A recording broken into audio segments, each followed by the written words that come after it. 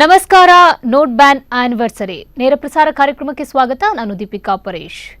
November 8, 2016 ಈ ದಿನ ಎಲ್ಲರಿಗೂ ನೆನಪಿರಬಹುದು. ನೋಟ್ ಬ್ಯಾನ್ ಆಗಿರುವಂತಹ ದಿನ.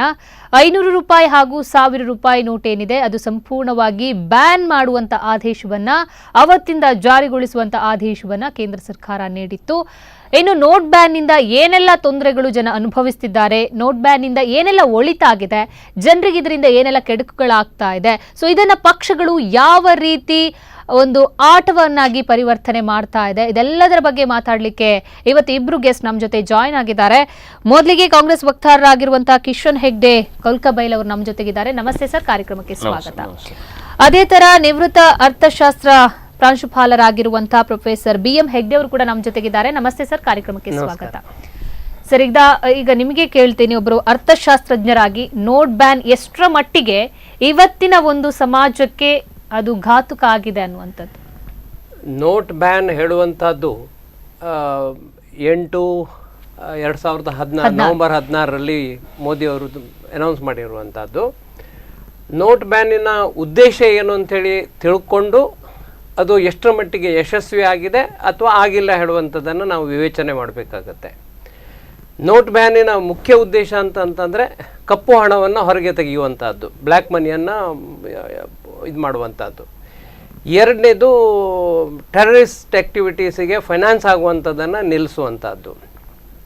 ಮತ್ತು ಒಂದು ರೀತಿಯಿಂದ ಸೈಕಾಲಜಿಕಲಿ ಒಂದು ಫಿಯರನ್ನು ಕ್ರಿಯೇಟ್ ಮಾಡುವಂಥದ್ದು. ಈ ಥರ ನಾವು ಕಪ್ಪು ಹಣವನ್ನು ಇಟ್ಕೊಂಡ್ರೆ ಒಂದಲ್ಲ ಒಂದು ದಿವಸ ನಾವು ಕೂಡ ಇಂಥ ಒಂದು ಇದಕ್ಕೆ ಬಲಿಯಾಗ್ತೇವೆ ಹೇಳುವಂಥದ್ದೊಂದು ಫಿಯರ್ ಜನರಲ್ಲಿ ಹುಟ್ಟಿಸುವಂಥದ್ದು. ಆ ಹಿನ್ನೆಲೆಯಲ್ಲಿ ನೋಡಿದರೆ ನೋಟ್ ಬ್ಯಾನ್ ಹೇಳುವಂಥದ್ದು ಕಡಾಖಂಡಿತವಾಗಿ 100ಕ್ಕೆ 100 ಫೇಲಿಯರ್ ಅಂತೇಳಿ ಹೇಳಲಿಕ್ಕೂ ಆಗೋದಿಲ್ಲ. ಹಾಗೇಳಿ ಸರ್ಕಾರ ತಿಳ್ಕೊಂಡ ಹಾಗೆ 100ಕ್ಕೆ 100 ಯಶಸ್ಸನ್ನು ಹೊಂದಿದೆ ಅಂಥೇಳಿ ಹೇಳ್ಕೊಳ್ಳೋದಕ್ಕೂ ಆಗೋದಿಲ್ಲ. ನನ್ನ ಅಭಿಪ್ರಾಯದ ಪ್ರಕಾರ ನೋಟ್ ಬ್ಯಾನ್ನಿಂದ ಆದಂಥ ಪ್ರಯೋಜನಗಳೇ ಜಾಸ್ತಿ. ಹಾಗೇಳಿ ಅನಾನುಕೂಲ ಆಗಿಲ್ಲ ಅಂತ ಹೇಳುವುದನ್ನು ನಾನು ಹೇಳ್ತಾ ಇಲ್ಲ, ಅನಾನುಕೂಲ ಆಗಿದೆ. ಬಟ್ ಅನಾನುಕೂಲ ಆದರೂ ಕೂಡ ಜನ ಅದನ್ನು ಒಂದು ಒಳ್ಳೆಯ ರೀತಿಯಿಂದ ಪಾಸಿಟಿವ್ ಆಗಿ ತಗೊಂಡಿದ್ದಾರೆ. ದೇಶದ ಬಗ್ಗೆ ನಮ್ಮದು ಒಂದು ರೀತಿಯ ಸ್ಯಾಕ್ರಿಫೈಸ್ ಇರಲಿ, ನಾವು ಎಷ್ಟೋ ಗಂಟೆಗಟ್ಟಲೆ ಕ್ಯೂದಲ್ಲಿ ನಿಲ್ತೇವೆ, ಎಷ್ಟೆಲ್ಲ ಅನಾನುಕೂಲತೆಯನ್ನು ಫೇಸ್ ಮಾಡ್ತೇವೆ, ಆದರೂ ಕೂಡ ನಾವು ದೇಶಕ್ಕಾಗಿ ಅಂಥ ಒಂದು ಕಷ್ಟವನ್ನು ತೆಕ್ಕೊಳ್ಳಿಕ್ಕೆ ರೆಡಿ ಇದ್ದೇವೆ ಅಂತ ಹೇಳುವಂಥದ್ದನ್ನು ಜನ ಪ್ರೂವ್ ಮಾಡಿದ್ದಾರೆ. ಸೊ ಆ ಮಟ್ಟಿನಲ್ಲಿ ಇಡೀ ನಮ್ಮ ದೇಶದ ಜನರ ಒಂದು ಅಭಿಪ್ರಾಯವನ್ನು ಕ್ರೋಢೀಕರಿಸಿದರೆ ನೋಟ್ ಬ್ಯಾನ್ ಹೇಳುವಂಥದ್ದು ಫೇಲಿಯರ್ ಅಂತ ಹೇಳುವಂಥದ್ದು ಅಲ್ಲ, ಅನಾನುಕೂಲತೆ ಖಂಡಿತ ಆಗಿದೆ. ಎಷ್ಟು ಜನ ಓಕೆ ಸರ್, ಮಾತಾಡ್ತೀನಿ. ಕಿಶನ್ ಹೆಗ್ಡೆ ಅವರೇ, ಈಗಾಗಲೇ ಒಂದೆಡೆ ನಿನ್ನೆ ನೋಟ್ ಬ್ಯಾನ್ ಆಗಿ 1-2 ವರ್ಷ ಸಂದಿರುವಂತದ್ದು, ಜನರು ದೀಪಾವಳಿಯ ಪಟಾಕಿ ಸಿಡಿಸ್ತಿದ್ರೆ ಇವತ್ತು 9ನೇ ತಾರೀಕಿನಂದು ನೋಟ್ ಬ್ಯಾನ್ ಒಂದು ಪಟಾಕಿಯನ್ನ ಸಿಡಿಸ್ತಾ ಇದ್ದಾರೆ. ಹೇಗೆ? ಬಹಳ ಸ್ಪಷ್ಟವಾಗಿ ಈ ಕೆಲವು R&Dಗಳು ಮಾಡ್ತಾರೆ, ರಿಸರ್ಚ್ ಅಂಡ್ ಡೆವಲಪ್ಮೆಂಟ್ಸ್. ಔಷಧಿಗಳಲ್ಲಿ ಯಾವುದೋ ಒಂದು ಅಂಗಾಂಗ ಮನುಷ್ಯನ ಅಂಗಾಂಗಗಳಲ್ಲಿ ಸರ್ವೈವ್ ಮಾಡಲಿಕ್ಕಾಗಿ ಒಂದು ರಿಸರ್ಚ್ ಮಾಡ್ತಾರೆ, ಒಂದು ಅಂಗವನ್ನು ಉಳಿಸಬೇಕು ಅಂತೇಳಿ. ಇವರು ಹೇಳಿದರು 3 ಅಂಶಗಳನ್ನ ಹೇಳಿದರು: ಟೆರರಿಸಮನ್ನು ತಡಿಲಿಕ್ಕೆ, ಕಪ್ಪು ಹಣ ತೆಗಿಲಿಕ್ಕೆ, ಇನ್ನೊಂದು ಯಾವುದು.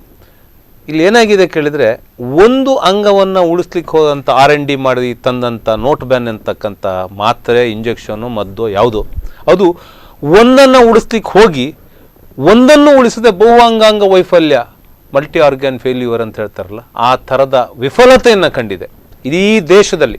ಬಹುಶಃ ಅಂದು ಮಾನ್ಯ ಪ್ರಧಾನಿಗಳು ಒಂದು ಘೋಷಣೆ ಮಾಡಿದರು, give me 50 days for me, 50 ದಿನಗಳನ್ನು ನಮಗೆ ಕೊಡಿ, ನಾನು ನಿಮಗೆ ಏನೋ ಕೊಡ್ತೇನೆ ಅಂತ ಹೇಳ್ತಕ್ಕ, ಏನೋ ನಾನು ಇದು ಕ್ರಾಂತಿ ಮಾಡ್ತೇನೆ ಈ ದೇಶದಲ್ಲಿ ಅಂತೇಳಿ. 50 ಅಲ್ಲ, ಇವತ್ತಿಗೆ 365 ಗುಣಿಸು 2, 365 2 ಸಾರಿ 700 ಚಿಲ್ಲರೆ ದಿನಗಳು ಕೊಟ್ಟಾಯ್ತು. 50 ಅಲ್ಲ, ಏನು ಸಾಧನೆ ಮಾಡಿದ್ರು, ಯಾವ ಸಾಧನೆಗಳು? ಬಹುಶಃ ಈ ನೋಟ್ ಬ್ಯಾನ್ ಅಂತಕ್ಕಂಥ ನಾಟಕದ ಹಿಂದಿರ್ತಕ್ಕಂಥ ನಾನೇನೋ ಹಣವನ್ನು ಹೊರಗೆ ತರ್ತೇನೆ, ಎಷ್ಟು ತಂದರು ಅಂತಕ್ಕಂಥ ವೈಟ್ ಪೇಪರ್ ಏನಾದರೂ ರಿಲೀಸ್ ಮಾಡಿದ್ದಾರಾ? ಎಷ್ಟು ಕಪ್ಪು ಹಣ ಬಂತು ಅಂತಕ್ಕಂಥದ್ದಕ್ಕೆ ಏನಾದರೂ ಲೆಕ್ಕ ಇವತ್ತು ಈ ದೇಶದ ಮುಂದಿಟ್ಟಿದ್ದಾರಾ? ಇಲ್ಲ. 50 ಅಲ್ಲ, 750 ದಿನಗಳು ಕಳೆದು ಇವತ್ತು ಆ ಕಹಿ ನೆನಪುಗಳು ಹೊರಬರಲ್ಲ. ಮತ್ತು ಬಹುಶಃ ನಾನೇನು ಅರ್ಥಶಾಸ್ತ್ರಜ್ಞ ಅಲ್ಲ, ಅಥವಾ ನಾನೇನು ಆರ್ಥಿಕ ತಜ್ಞನೂ ಅಲ್ಲ, ಆದರೆ ನೋಟ್ ಬ್ಯಾನ್ಗಳನ್ನು ಯಾವತ್ತೂ ಮಾಡುವಾಗ ಅಮೇರಿಕದಂಥ ದೇಶಗಳಲ್ಲಿ ಇವತ್ತು ಹೈಯೆಸ್ಟ್ ಡಿನಾಮಿನೇಷನ್ಗಳನ್ನು ಕಡಿಮೆ ಡಿನಾಮಿನೇಷನ್ ನೋಟ್ಗಳು 100 ನೋಟ್ಸ್ಗಳು ಜಾಸ್ತಿ ಇರ್ತವೆ. ಇವತ್ತು ಏನಾಗಿದೆ 500 ಮತ್ತು 1000 ಡಿನಾಮಿನೇಷನ್ನ ವಿಡ್ರಾ ಮಾಡಿಕೊಂಡು 2000 ನೋಟ್ ಅಂತ ತಂದುಕೊಟ್ರು. ಲೆಕ್ಕಾಚಾರ ನಮಗೂ ಅರ್ಥ ಆಗ್ತಾ ಇಲ್ಲ. ಆ UP ಚುನಾವಣೆ ಸಂದರ್ಭದಲ್ಲಿ ತಂದ್ರು, ಅದ್ರ ಬಹುಶಃ ಅದಕ್ಕೆ ಇವತ್ತಿಗೂ ಉತ್ತರ ಇಲ್ಲ. UP ಚುನಾವಣೆಯಲ್ಲಿ ಇಲ್ಲಿ ನೋಟ್ ಬ್ಯಾನ್ ಆಗ್ತಕ್ಕಂಥ ಸಂದರ್ಭದಲ್ಲಿ UPಯಲ್ಲಿ ಚುನಾವಣೆ ನಡೀತಾ ಇತ್ತು, ಯಾರಿಗೂ ಸಿಕ್ಕದ ನೋಟು BJPಯ ಕಾರ್ಯಕರ್ತರ ಕೈಯಲ್ಲಿ ಲೋಡ್ಗಟ್ಲೆ ನೋಟುಗಳು 2000 ನೋಟುಗಳು ಚಲಾವಣೆ ಅದು. ಇದು ಹಿಡನ್ ಎಜೆಂಡವೋ ಅಥವಾ ಏನು ಸಾಧನೆ ಮಾಡಿ ಆಯ್ತಪ್ಪ ಹೋಗ್ಲಿ 50 ದಿನ ಆಗ್ಲಿ ಅಪ್ಪ ಬಿಡಿ ಬೇಡ ಆಯ್ತು ಎಲ್ಲದಕ್ಕೂ ಮಾರ್ಜಿನ್ ಅಂತ ಹಿಡಿಯುವ. ಆ ಮಾರ್ಜಿನು ಮಾರುಗಟ್ಲೆ ಇರಲಿ ಮೊಳಗಟ್ಟಲೆ ಇರಲಿ ಮೈಲುಗಟ್ಲೆ ಆಗಬಾರ್ದು. ಇವತ್ತು 750 ದಿನ ಆದಮೇಲೂ ಏನು ಸಾಧಿಸಿದ್ದೇವೆ ನಾವು ಈ ನೋಟ್ ಬ್ಯಾನ್ನಿಂದ ಅಂತ ಹೇಳ್ತಕ್ಕಂಥ ಒಂದು ಶ್ವೇತಪತ್ರ ವೈಟ್ ಪೇಪರ್ನ ರಿಲೀಸ್ ಮಾಡ್ತಕ್ಕಂಥ ವ್ಯವಸ್ಥೆ ಈ ಸರ್ಕಾರದಿಂದ ಆಗಿಲ್ಲ. ಹಾಗಾದ್ರೆ ನಿಮ್ಮ ಪ್ರಕಾರ ಯಾವುದೇ ನೋಟ್ ಬ್ಯಾನ್ ಇಂದ ಬದಲಾವಣೆ ಆಗಿಲ್ಲ ಅಂತನಾ? ಖಂಡಿತ ಆಗಿಲ್ಲ, ಮುಂದಾಗುವ ಪ್ರಶ್ನೆ ಇಲ್ಲ. ಯಾಕಂದ್ರೆ 2 ವರ್ಷ ಕಳೆದ ಮೇಲೂ ಏನು ಬದಲಾವಣೆ ಆಗ್ತದೆ ಅಂತ ನೀವು ನಿರೀಕ್ಷಿಸ್ತೀರಿ ಹೌದಾದ್ರೆ ಬಹುಶಃ ಒಂದು ಗಾದೆ ಮಾತನ್ನು ನೆನ್ಪಿಟ್ಕೊಳ್ಳೋ ಸರ್ವಕಾಲಿಕ ಸತ್ಯದ ಒಂದು ಮಾತಿದೆ, ಎಲ್ಲಾ ಜನರನ್ನು ಸ್ವಲ್ಪ ಕಾಲಕ್ಕೆ ಮೋಸ ಮಾಡಬಹುದು, ಸ್ವಲ್ಪ ಜನರನ್ನು ಎಲ್ಲಾ ಕಾಲಕ್ಕೂ ಮೋಸ ಮಾಡಬಹುದು, ಆದ್ರೆ ಎಲ್ಲಾ ಜನರನ್ನು ಎಲ್ಲಾ ಕಾಲಕ್ಕೂ ಮೋಸ ಮಾಡ್ಲಿಕ್ಕೆ ಆಗುದಿಲ್ಲ ಸುಳ್ಳುಗಳಿಂದ ಅಂತ ಹೇಳ್ತಕ್ಕಂಥ ಮಾತುಗಳನ್ನ ಇವತ್ತು ನಾವು ಒಪ್ಕೊಳ್ಳೇಬೇಕು. ಇದು ಸರ್ವಕಾಲಿಕ ಸತ್ಯ. ಯಾವ ಪ್ರಯೋಜನವು ಈ ನರೇಂದ್ರ ಮೋದಿ ನೇತೃತ್ವದ ಸರ್ಕಾರದಿಂದ ಆಗಿಲ್ಲ, ನೋಟ್ ಬ್ಯಾನ್ನಿಂದಾಗಿ ಖಂಡಿತ ಆಗಿಲ್ಲ. ಒಂದು ಅಂಶವನ್ನ ಬಹುಶಃ ಅವರೇನು ಡಿಕ್ಲೇರ್ಡ್ ಮಾಡಿದ್ದಾರೆ ಅದರ 10% ನೋಟ್ ಬ್ಯಾನ್ನ ಖಂಡಿತ ನಾನು ತಪ್ಪಂತ ಹೇಳುವುದಿಲ್ಲ. ಸರ್ಕಾರ ಒಂದು ನಿಲುವನ್ನು ತಗೊಳ್ಳುವಾಗ ಅದರ ಸಾಧಕ ಬಾಧಕಗಳನ್ನ ತೂಗ್ತದೆ. ಅದರ ಕನಿಷ್ಠ ಒಂದು 70% ಅದನ್ನು ಸಾಧಿಸಬೇಕು. ನೋಟ್ ಬ್ಯಾನ್ ನಲ್ಲಿ ನಾವು ಇಷ್ಟನ್ನು ಸಾಧಿಸ್ತೇವೆ ಅಂತಿದ್ದಾಗ ಯಾವುದೋ ಒಂದು ಕಾರ್ಯಕ್ರಮದಲ್ಲಿ ಕನಿಷ್ಠ 100ಕ್ಕೆ 100 ಯಾವುದಕ್ಕೂ ಆಗುದಿಲ್ಲ, ನಾವು ಒಪ್ಕೊಳ್ತೇವೆ. ಆದರೆ ಒಂದು 70-75% ಒಂದು ಕಾರ್ಯಕ್ರಮ ಸಾಧಿಸಿದಾಗ ಮಾತ್ರ ಅದನ್ನು ಯಶಸ್ವಿ ಅಂತ ಹೇಳ್ಬೋದು. ಇದು ಕೇವಲ 10%ಗಿಂತಲೂ ಕಡಿಮೆ, 10ಕ್ಕಿಂತಲೂ ಕಡಿಮೆ ಯಶಸ್ಸನ್ನು ಸಾಧಿಸಿದಂಥ ನೋಟ್ ಬ್ಯಾನ್ ಅಂತಕ್ಕಂಥ ಪ್ರಾಸನ ಇದೆ ಅಲ್ಲ, ಇದು ಈ ದೇಶಕ್ಕೆ ಮಾಡಿದಂಥ ಅತಿ ದೊಡ್ಡ ಶತಮಾನದ ಸುಳ್ಳು ಮತ್ತು ಮೋಸ ಅಂತಕ್ಕಂಥ ಮಾತನ್ನು ಹೇಳಲಿಕ್ಕೆ ನನ್ನ ದೃಷ್ಟಿಯಲ್ಲಿ ಅವರು ಏನು ಅಭಿಪ್ರಾಯವನ್ನು ವ್ಯಕ್ತಪಡಿಸಿದ್ದಾರೆ ಅದು 100ಕ್ಕೆ 100 ಸರಿಯಾದದ್ದಲ್ಲ. ನಾನು ಒಪ್ಕೊಂಡಿದ್ದೇನೆ, ನೋಟ್ ಬ್ಯಾನ್ ಹೇಳುವಂಥದ್ದು 100ಕ್ಕೆ 100 ಯಶಸ್ಸನ್ನು ಕಂಡಿಲ್ಲ, 100ಕ್ಕೆ 100 ಫೇಲ್ಯೂರು ಅಲ್ಲ ಅಂತೇಳಿ. ಖಂಡಿತವಾಗಿಯೂ 60-75% ನೋಟ್ ಬ್ಯಾನ್ನಿಂದ ನಮ್ಮ ದೇಶಕ್ಕೆ ಪ್ರಯೋಜನ ಆಗಿದೆ. ಉದಾಹರಣೆಗೆ ಈಗ ಪರ್ಸನಲ್ ಇನ್ಕಮ್ ಟ್ಯಾಕ್ಸ್ ಕಲೆಕ್ಷನ್ ನೋಡಿ, ಮೊದಲು ಎಷ್ಟು ಪ್ರಮಾಣದಲ್ಲಿ ಟ್ಯಾಕ್ಸ್ ಕಲೆಕ್ಷನ್ ಆಗ್ತಾ ಇತ್ತು, ಈಗ ಟ್ಯಾಕ್ಸ್ ರೆವೆನ್ಯೂ ಎಷ್ಟು ಜಾಸ್ತಿ ಆಗಿದೆ. ಮೊದಲು ಎಷ್ಟು ಜನ ಟ್ಯಾಕ್ಸನ್ನು ಪರ್ಸನಲ್ ಇನ್ಕಮ್ ಟ್ಯಾಕ್ಸನ್ನು ಕೊಡ್ತಾ ಇದ್ರು, ಡಿಕ್ಲೇರ್ ಮಾಡ್ತಾ ಇದ್ರು, ಈಗ ಎಷ್ಟು ಜನ ಕೊಡ್ತಾ ಇದ್ದಾರೆ. ನೋಟ್ ಬ್ಯಾನಿನಿಂದಾಗಿ ನೋಟ್ ಬ್ಯಾನಿನಿಂದ ಅಲ್ಲ ಅಂತ ಒಂದು ನಿಮಿಷ ಸರ್, ನೋಟ್ ಬ್ಯಾನ್ ಅಲ್ಲ ಅಂತ ಹೇಳಿದ್ರೆ ಅದನ್ನ ಯಾವ ತರ ಎಕ್ಸ್ಪ್ಲೈನ್ ಮಾಡ್ತೀರಾ? ಅಲ್ಲ ನೋಡಿ, ಜನರನ್ನ ಟ್ಯಾಕ್ಸ್ ಸ್ಟ್ರಕ್ಚರ್ ನ ಅಡಿಯಲ್ಲಿ ತರ್ತಕ್ಕಂಥದಕ್ಕೂ ನೋಟ್ ಬ್ಯಾನ್ ಮಾಡೋದಕ್ಕೂ ಯಾವುದೇ ಸಂಬಂಧಗಳಿಲ್ಲ, ಬಹಳ ಸ್ಪಷ್ಟ. ಇದು ಇನ್ನೊಂದು ಸುಳ್ಳು, ಇದು ಸರ್ಕಾರ ಆಗಿದ್ರೆ ಅದು ನೋಟ್ ಬ್ಯಾನ್ ಆಗುವ ಮುಂಚೆನೇ ಆಗ್ಬಹುದಿತ್ತಲ್ಲ, ಮಾಡ್ಲಿಲ್ಲಲ್ಲ. ನೋಡಿ, ನೋಟ್ ಬ್ಯಾನ್ ಅಡಿಯಲ್ಲಿ ತರಬೇಕಾದ ನೋಡಿ, ಇವತ್ತು ನೋಟ್ ಬ್ಯಾನ್ ಮಾಡ್ಲಿಕ್ಕೆ ತರ್ತಕ್ಕಂಥ ನೋಟ್ ಬ್ಯಾನಿನಿಂದಾಗಿ ಅಲ್ಲ, ಈ ಸರ್ಕಾರದ ಪಾಲಿಸಿಯನ್ನ ಮೊದಲು ಮಾಡಬಹುದು. ಸರ್, ನಿಮ್ಮ ಮಾತು ಒಪ್ಕೋತೀನಿ. ಆದ್ರೆ ನೋಟ್ ಬ್ಯಾನ್ ನಂತರ ಟ್ಯಾಕ್ಸ್ ಪೇ ಮಾಡುವಂತ ಮೆಥಡ್ ಏನಿದೆ ಅದು ನೋಟ್ ಬ್ಯಾನ್ ಆಗುವ ಮುಂಚೆನೆ, ನೋಟ್ ಬ್ಯಾನ್ ನವೆಂಬರ್ 8, 2016 ನಂತರ ನೋಟ್ ಬ್ಯಾನ್ ಆಯ್ತು, ನಂತರದ ಪ್ರೊಸೀಜರ್ ಫುಲ್ ಚೇಂಜ್ ಆಯ್ತು. ಆದ್ರೆ ಅದಕ್ಕಿಂತ ಮುಂಚೆ ಚೇಂಜ್ ಆಗ್ಬೇಕಿತ್ತಲ್ವಾ? ನೋಡಿ, ನೋಟ್ ಬ್ಯಾನ್ ಆದದ್ದು ನವೆಂಬರ್ 8ರಲ್ಲಿ, ಟ್ಯಾಕ್ಸ್ ಪೇ ಮಾಡಿದ್ದು March 30 tax payment, September 30 or October taxes audit ಆಗುವಂತ ಅಕ್ಟೋಬರ್ 30 ಒಳಗೆ on or before 30th of October ವರ್ಷ ಪ್ರತಿ ನಡೀತದೆ. ಹೇಳ್ತೇನೆ ಕೇಳಿ, ಅದನ್ನ ನೋಡಿ, ಇವತ್ತು ಪಾನ್ ಕಾರ್ಡ್ಗಳನ್ನ ಇಂಪ್ಲಿಮೆಂಟ್ ಮಾಡೋದಕ್ಕೂ ನೋಟ್ ಬ್ಯಾನಿಗೂ ಸಂಬಂಧ ಏನಿದೆ? ಇವತ್ತು ಪಾನ್ ಕಾರ್ಡ್ ಎಲ್ಲರಿಗೂ ಬೇಕು ಅಂತ ಹೇಳ್ತಕ್ಕಂಥ ಇಂಪ್ಲಿಮೆಂಟ್ ಮಾಡೋದಕ್ಕೂ ನೋಟ್ ಬ್ಯಾನಿಗೆ ಏನ್ ಸಂಬಂಧ ಇದೆ? ಇವತ್ತು ಕ್ರೆಡಿಟ್ ಕಾರ್ಡ್ ಅಥವಾ ಡೆಬಿಟ್ ಕಾರ್ಡ್ಗಳ ಜಾಸ್ತಿ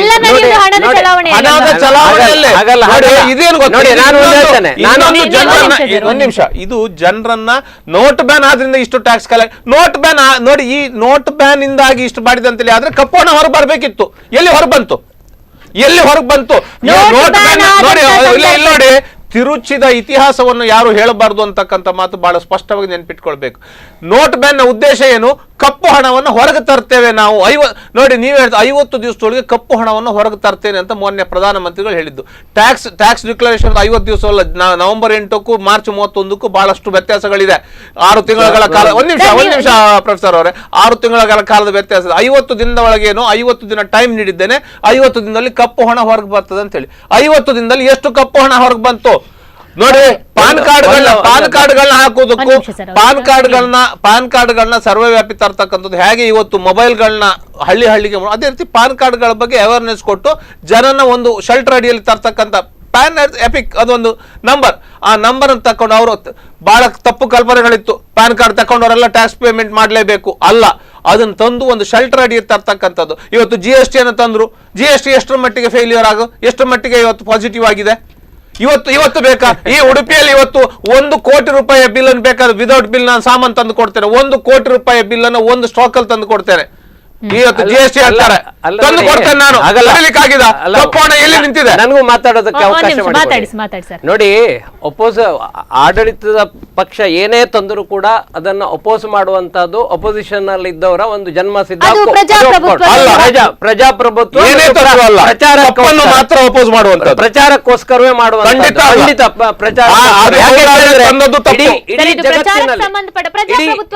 ಇಡೀ ಜಗತ್ತಿನಲ್ಲಿ 150 ದೇಶದಲ್ಲಿ ಇವತ್ತು GST ಇದೆ. ಫ್ರಾನ್ಸ್ ದೇಶ ಮೊಟ್ಟ ಮೊದಲು ಇಂಟ್ರೊಡ್ಯೂಸ್ ಮಾಡಿದ್ದು, ನಮ್ಮ ದೇಶ ಇತ್ತೀಚೆಗೆ ಇಂಟ್ರೊಡ್ಯೂಸ್ ಮಾಡಿದ್ದು. ಆಮೇಲೆ GST ತರಬೇಕು ಹೇಳುವಂತದ್ದು ಏನೋ ಒಂದು ಮೆಜರ್ ಏನಿದೆ ಅದು ಕಾಂಗ್ರೆಸ್ ಹಿಂದೆ UPA ಹುಟ್ಕೊಂಡಿತ್ತು. ಆಮೇಲೆ ಇವರು ಇಂಪ್ಲಿಮೆಂಟ್ ಮಾಡುವಾಗ ಕಾಂಗ್ರೆಸ್ನವರು ವಿರೋಧ ಮಾಡಿದ್ರು. ಅಂದ್ರೆ ನಮ್ಮ ದೇಶದ ರಾಜಕೀಯ ಅಂತ ಹೇಳಿದರೆ ಆಡಳಿತ ಪಕ್ಷ ಏನ್ ಮಾಡ್ತದೆ ಅದನ್ನು ವಿರೋಧ ಪಕ್ಷವರು ವಿರೋಧಿಸುವಂತಹದ್ದು. ದೇಶದ ಅಭಿವೃದ್ಧಿಗೋಸ್ಕರ ನಾವು ಏನ್ ಮಾಡ್ತೇವೆ, ಏನ್ ಮಾಡ್ಬೇಕು ಅದರ ಬಗ್ಗೆ ಯಾವುದೇ ಚಿಂತನೆ ಇಲ್ಲ. ಈಗ ನೋಟ್ ಬ್ಯಾನ್ ನಿಂದಾಗಿ ಈಗ ನಾನು ಹೇಳ್ತೇನೆ, ಇನ್ಕಮ್ ಟ್ಯಾಕ್ಸ್ ಕಲೆಕ್ಷನ್ ಜಾಸ್ತಿ ಆದದಿದ್ರೆ ಖಂಡಿತವಾಗಿಯೂ ಇಂಥದ್ದೊಂದು ಡ್ರಾಸ್ಟಿಕ್ ಸ್ಟೆಪ್ ತಗೊಂಡದ್ರಿಂದಾಗಿ ಒಂದು ನೋಟ್ ಬ್ಯಾನ್ ಮಾಡುವಂಥದ್ದು ಸಣ್ಣ ಕ್ರಮ ಅಲ್ಲ. ಇಂಡೋನೇಷ್ಯಾದಂಥ ದೇಶದಲ್ಲಿ ನೋಟ್ ಬ್ಯಾನ್ ಮಾಡಿದಾಗ ಸರ್ಕಾರವೇ ಉರುಳಿ ಬಿದ್ದಿದೆ. ನಮ್ಮ ದೇಶದಲ್ಲೂ ಸರ್ಕಾರ ಉರುಳಿ ಬೀಳ್ತಾ ಇತ್ತು. ಆದರೆ ಜನಸಾಮಾನ್ಯನಿಗೆ ಇದರಿಂದ ತೊಂದರೆ ಆಗಲಿಲ್ಲ. ಜನಸಾಮಾನ್ಯ ATM ಎದುರುಗಡೆಗೆ ಒಂದು ಸ್ವಲ್ಪ ನಿಂತಿದ್ದು ಹೌದು, ಆದರೆ ಅಂಥ ತ್ರಾಸನ್ನು ತಗೊಳ್ಳಿಕ್ಕೆ ಅವ ವಾಲಂಟಿಯರ್ಡ್ ಹಿಮ್ಸೆಲ್ಫ್.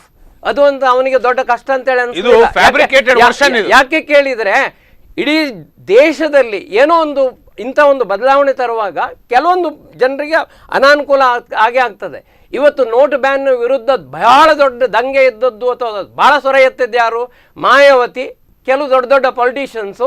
ಯಾರ ಹತ್ರ ಕಪ್ಪು ಹಣ ಇದೆ ಅಂಥವ್ರು ಮಾತ್ರ ಒಂದು ಪ್ರೊಸೆಷನ್ ಮಾಡಬೇಕು ಅಥವಾ ನೋಟ್ ಬ್ಯಾನ್. ಒಂದ್ ನಿಮಿಷ ಸರ್, ನೋಟ್ ಬ್ಯಾನ್ ಆದ ಸಂದರ್ಭದಲ್ಲಿ ನಾವು ಗಮನಿಸಬಹುದು, ರಾಹುಲ್ ಜಿ ಅವರು ATM ಮುಂದೆ ನಿಲ್ತಾರೆ, 2,000 ರೂಪಾಯಿ ಡ್ರಾ ಮಾಡ್ತಾರೆ, ಆಮೇಲೆ ಅವರು ಕಾಣೋದೇ ಇಲ್ಲ. ಯಾಕೆ ಕಾಣಬೇಕು? ಬೇಕಾದಾಗ ಮಾತ್ರ ನೋಡಿ. ನೀವೆಷ್ಟೊತ್ತಿ ATM ಹತ್ರ ನಿಂತಿದ್ದೀರಿ, ನಿಮ್ಗೆ ಹಣ ಬೇಕಾದಾಗ ಹೋಗಿ ನಿಂತಿದ್ದೀರಿ. ಆ ಸಂದರ್ಭಗಳಲ್ಲಿ ಮೀಡಿಯಾಗಳದನ್ನು ಪ್ರಚಾರಕ್ಕೆ ತಂದು ತಪ್ಪೇನಿದೆ, ಜನರ ಸಮಸ್ಯೆ ಅಂತ ಹೇಳಲಿಕ್ಕೆ ಅಲ್ಲಿ ಹೋಗಿದ್ದೇವೆ. ನೋಡಿ, ಒಂದು ಮಾತು ಹೇಳ್ತೇನೆ, ನೋಟ್ ಬ್ಯಾನ್ ಇಂದಾಗಿ ಐಟಿ ರಿಟರ್ನ್ಸ್ ಫೈಲಿಂಗ್ ಜಾಸ್ತಿ ಆಯ್ತು ಅಂತ ಹೇಳೋದಕ್ಕೆ ಎಲ್ಲಿ ಲಿಂಕ್ ತೋರಿಸ್ತೀರಿ ಅಂತ ಹೇಳಿ ಬಹುಶಃ ಇದು ವೇದಿಕೆ ಅಲ್ಲ ಅಂತ ನಾನು ಭಾವಿಸ್ತೇನೆ. ಅದಕ್ಕೆ ಲಿಂಕ್ ಮಾಡಿ ಎಲ್ಲಿ ಬಂದಿದೆ ಅಂತ ಹೇಳಿ. ಒಂದು ಮತ್ತಿನ್ನೊಂದು GST ಬಗ್ಗೆ ಮಾನ್ಯ ಇವ್ರು ಹೇಳಿದ್ರು. GST ಬಗ್ಗೆ ನಾನೊಬ್ಬ ವ್ಯಾಪಾರಸ್ಥ, ಇವತ್ತು ಬಹಿರಂಗವಾಗಿ ಹೇಳ್ತೇನೆ, ನಾನು ಬಹಿರಂಗವಾಗಿ ಮೇಜುಗುದ್ದಿ ಹೇಳ್ತೇನೆ, ಇವತ್ತು ಬಿಲ್ ಇವತ್ತು ಬೆಳಿಗ್ಗೆ ಒಂದು 750 ರೂಪಾಯಿದು ಪರ್ಚೇಸ್ ಮಾಡಿದ್ದೇನೆ ವಿದೌಟ್ ಬಿಲ್. ಇವತ್ತು ಬೆಳಿಗ್ಗೆ ಅದು ವಿದೌಟ್ GST ಕೊಟ್ಟಿದ್ದಾರೆ.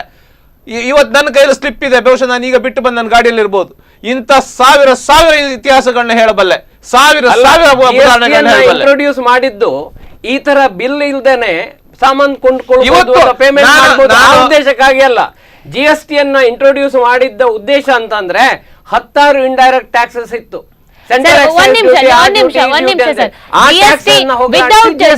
ಈಗ ಕೇಂದ್ರ ಸರ್ಕಾರ GST ಅನ್ನ ಜಾರಿಗೆ ತಂತು, ಒಪ್ಕೋತೀವಿ, GST ವಿದೌಟ್ ಬಿಲ್ ಇಲ್ಲದೆ ಯಾವುದೇ ಒಂದು ವ್ಯವಹಾರ ನಡೆಸಬಾರ್ದು ಅಂತ. ಯಾಕೆ ತಗೋಬೇಕಿತ್ತು ಸರ್? ಹಾಗೆ ಕೊಡುದಿಲ್ಲಲ್ಲ, ನಾವು ಸಾಮಾನು ಬಿಟ್ಟು ಬರ್ಬೇಕು. ನಾವು ಅಲ್ಲಿ ನಾವು ಸಾಮಾನನ್ನು ಬಿಟ್ಟು ಬರ್ಬೇಕು. ನಾವು ಏನು ಮಾಡುವಾಗಿಲ್ಲ. ನಾವು ವ್ಯಾಪಾರಿ ಅಲ್ಲ, ನಾನು ಟ್ರೇಡರ್ ಅಲ್ಲ, ನಾನು ಎಂಡ್ ಪಾಯಿಂಟ್ ಯೂಸರ್, ನಾನು ಎಂಡ್ ಯೂಸರ್, ನಾನು ಎಂಡ್ ಪಾಯಿಂಟ್ ತಗೊಳ್ಳೇಬೇಕು. ಇಲ್ಲಿ ನಾನು ಮತ್ತೆ ಇನ್ನೊಂದು 5 ಲೀಟರ್ ಪೆಟ್ರೋಲ್ 2 ಲೀಟರ್ ಪೆಟ್ರೋಲ್ ಖರ್ಚು ಮಾಡಿ ಹೋಗಬೇಕು. ಯಾಕೆ ತಗೊಳ್ಬೇಕು ಅಂತ ತಿಕ್ಕುದಕ್ಕಿಂತ ಸರ್ಕಾರದ ವಿಫಲತೆಯಲ್ಲಿ ಯಾಕೆ ಮಾರ್ತಾರೆ ಅವರನ್ನು ಮಟ್ಟ ಹಾಕುವಲ್ಲಿ ಇವತ್ತು ಎಷ್ಟು GST ರೈಡ್ಗಳಾಗಿದೆ. ಎಲ್ಲಿ ಮಾರ್ತಾ ಇದ್ದಾರೆ ಅದನ್ನು ಹಿಡಿಬೇಕಾದ್ದು ಈ ಸರ್ಕಾರದ ಕರ್ತವ್ಯ. ಎಲ್ಲಿ ಟ್ಯಾಕ್ಸ್ ಲೂಸ್ ಆಗ್ತಾ ಇದೆ, ಎಲ್ಲಿ ಟ್ಯಾಕ್ಸ್ ಹೋಗ್ತಾ ಇದೆ, ಎಂಡ್ ಯೂಸರಿಗೆ ಏನು ಗೊತ್ತಾಗ್ತದೆ ಸ್ವಾಮಿ? ನನ್ಗೆ ಇವತ್ತು ನಾನು ತಂದು ಕೊಟ್ಟಿದ್ದಾನೆ, ನನ್ನ ಡ್ರೈವರ್ ತಂದು ಕೊಟ್ಟಿದ್ದಾನೆ, ಅಣ್ಣ ಇದು ಬಿಲ್ಲು ಅಂತೇಳಿ, ಅವ ಹೋಗಿ ಬಿಲ್ಲಿಗೆ ಚರ್ಚೆ ಮಾಡ್ಲಿಕ್ಕೆ ಆಗುದಿಲ್ಲ. ಅಲ್ಲಿ ಪ್ರಿಂಟ್ ಮಾಡಿ ಪ್ರಿಂಟೆಡ್ ಬಿಲ್ ಅನ್ನು ಕೊಡ್ತಕ್ಕಂಥ ವ್ಯವಸ್ಥೆ ಆಗ್ಬೇಕು. ನಾವು ಟ್ಯಾಕ್ಸ್ ಕಟ್ತೇವೆ ಸ್ವಾಮಿ, ನಾವು ನಾಳೆ ನಮ್ಮ ಆಡಿಟರ್ ಹೋದಾಗ ಈ ಬಿಲ್ಗೆ ಏನು ಬೆಲೆ ಇದೆ ಕೇಳ್ತಾರೆ. ಅಂತ ಬಿಲ್ಗಳೇ ಸಾವಿರಾರು ಬರ್ತವೆ. ದೈನಂದಿನ ವ್ಯವಹಾರದಲ್ಲಿ. ಇದನ್ನ ತಡಿಲಿಕ್ಕೆ ಆಗದಿದ್ದಂತ ಬಿಡಿ, ಅದ್ರ ಬಗ್ಗೆ GST ಬಗ್ಗೆ ಬೇಡ, ಬಿಟ್ಟಾಕಿ, ಅದ್ರ ಬಗ್ಗೆ ಇನ್ನೊಂದು ಪ್ಲಾಟ್ಫಾರ್ಮ್ ಅಲ್ಲಿ ಮಾತಾಡುವ. ಇವತ್ತು ನೋಟ್ ಬ್ಯಾನ್ ಯಾರು ಉಪಕೃತರು ಇದರಿಂದ?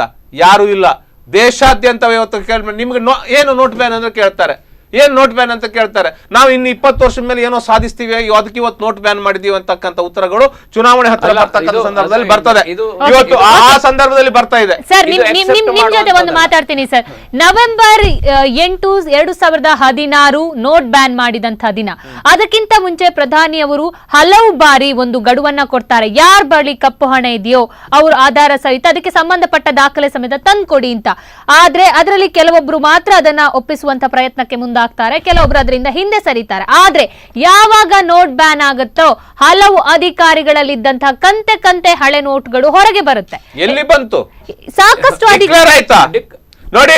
ನಾನು ನಿಮ್ಗೆ ಒಂದ್ ಹೇಳ್ತೇನೆ, ಇಷ್ಟು ದೊಡ್ಡ ರಾಷ್ಟ್ರದಲ್ಲಿ ಅರ್ಥ ಮಾಡ್ಕೊಳ್ಳಿ, ನನ್ನ ಹತ್ರ ಇವತ್ತು ಅಂಕಿಅಂಶ ಇಟ್ಕೊಂಡು ಬರ್ಲಿಲ್ಲ.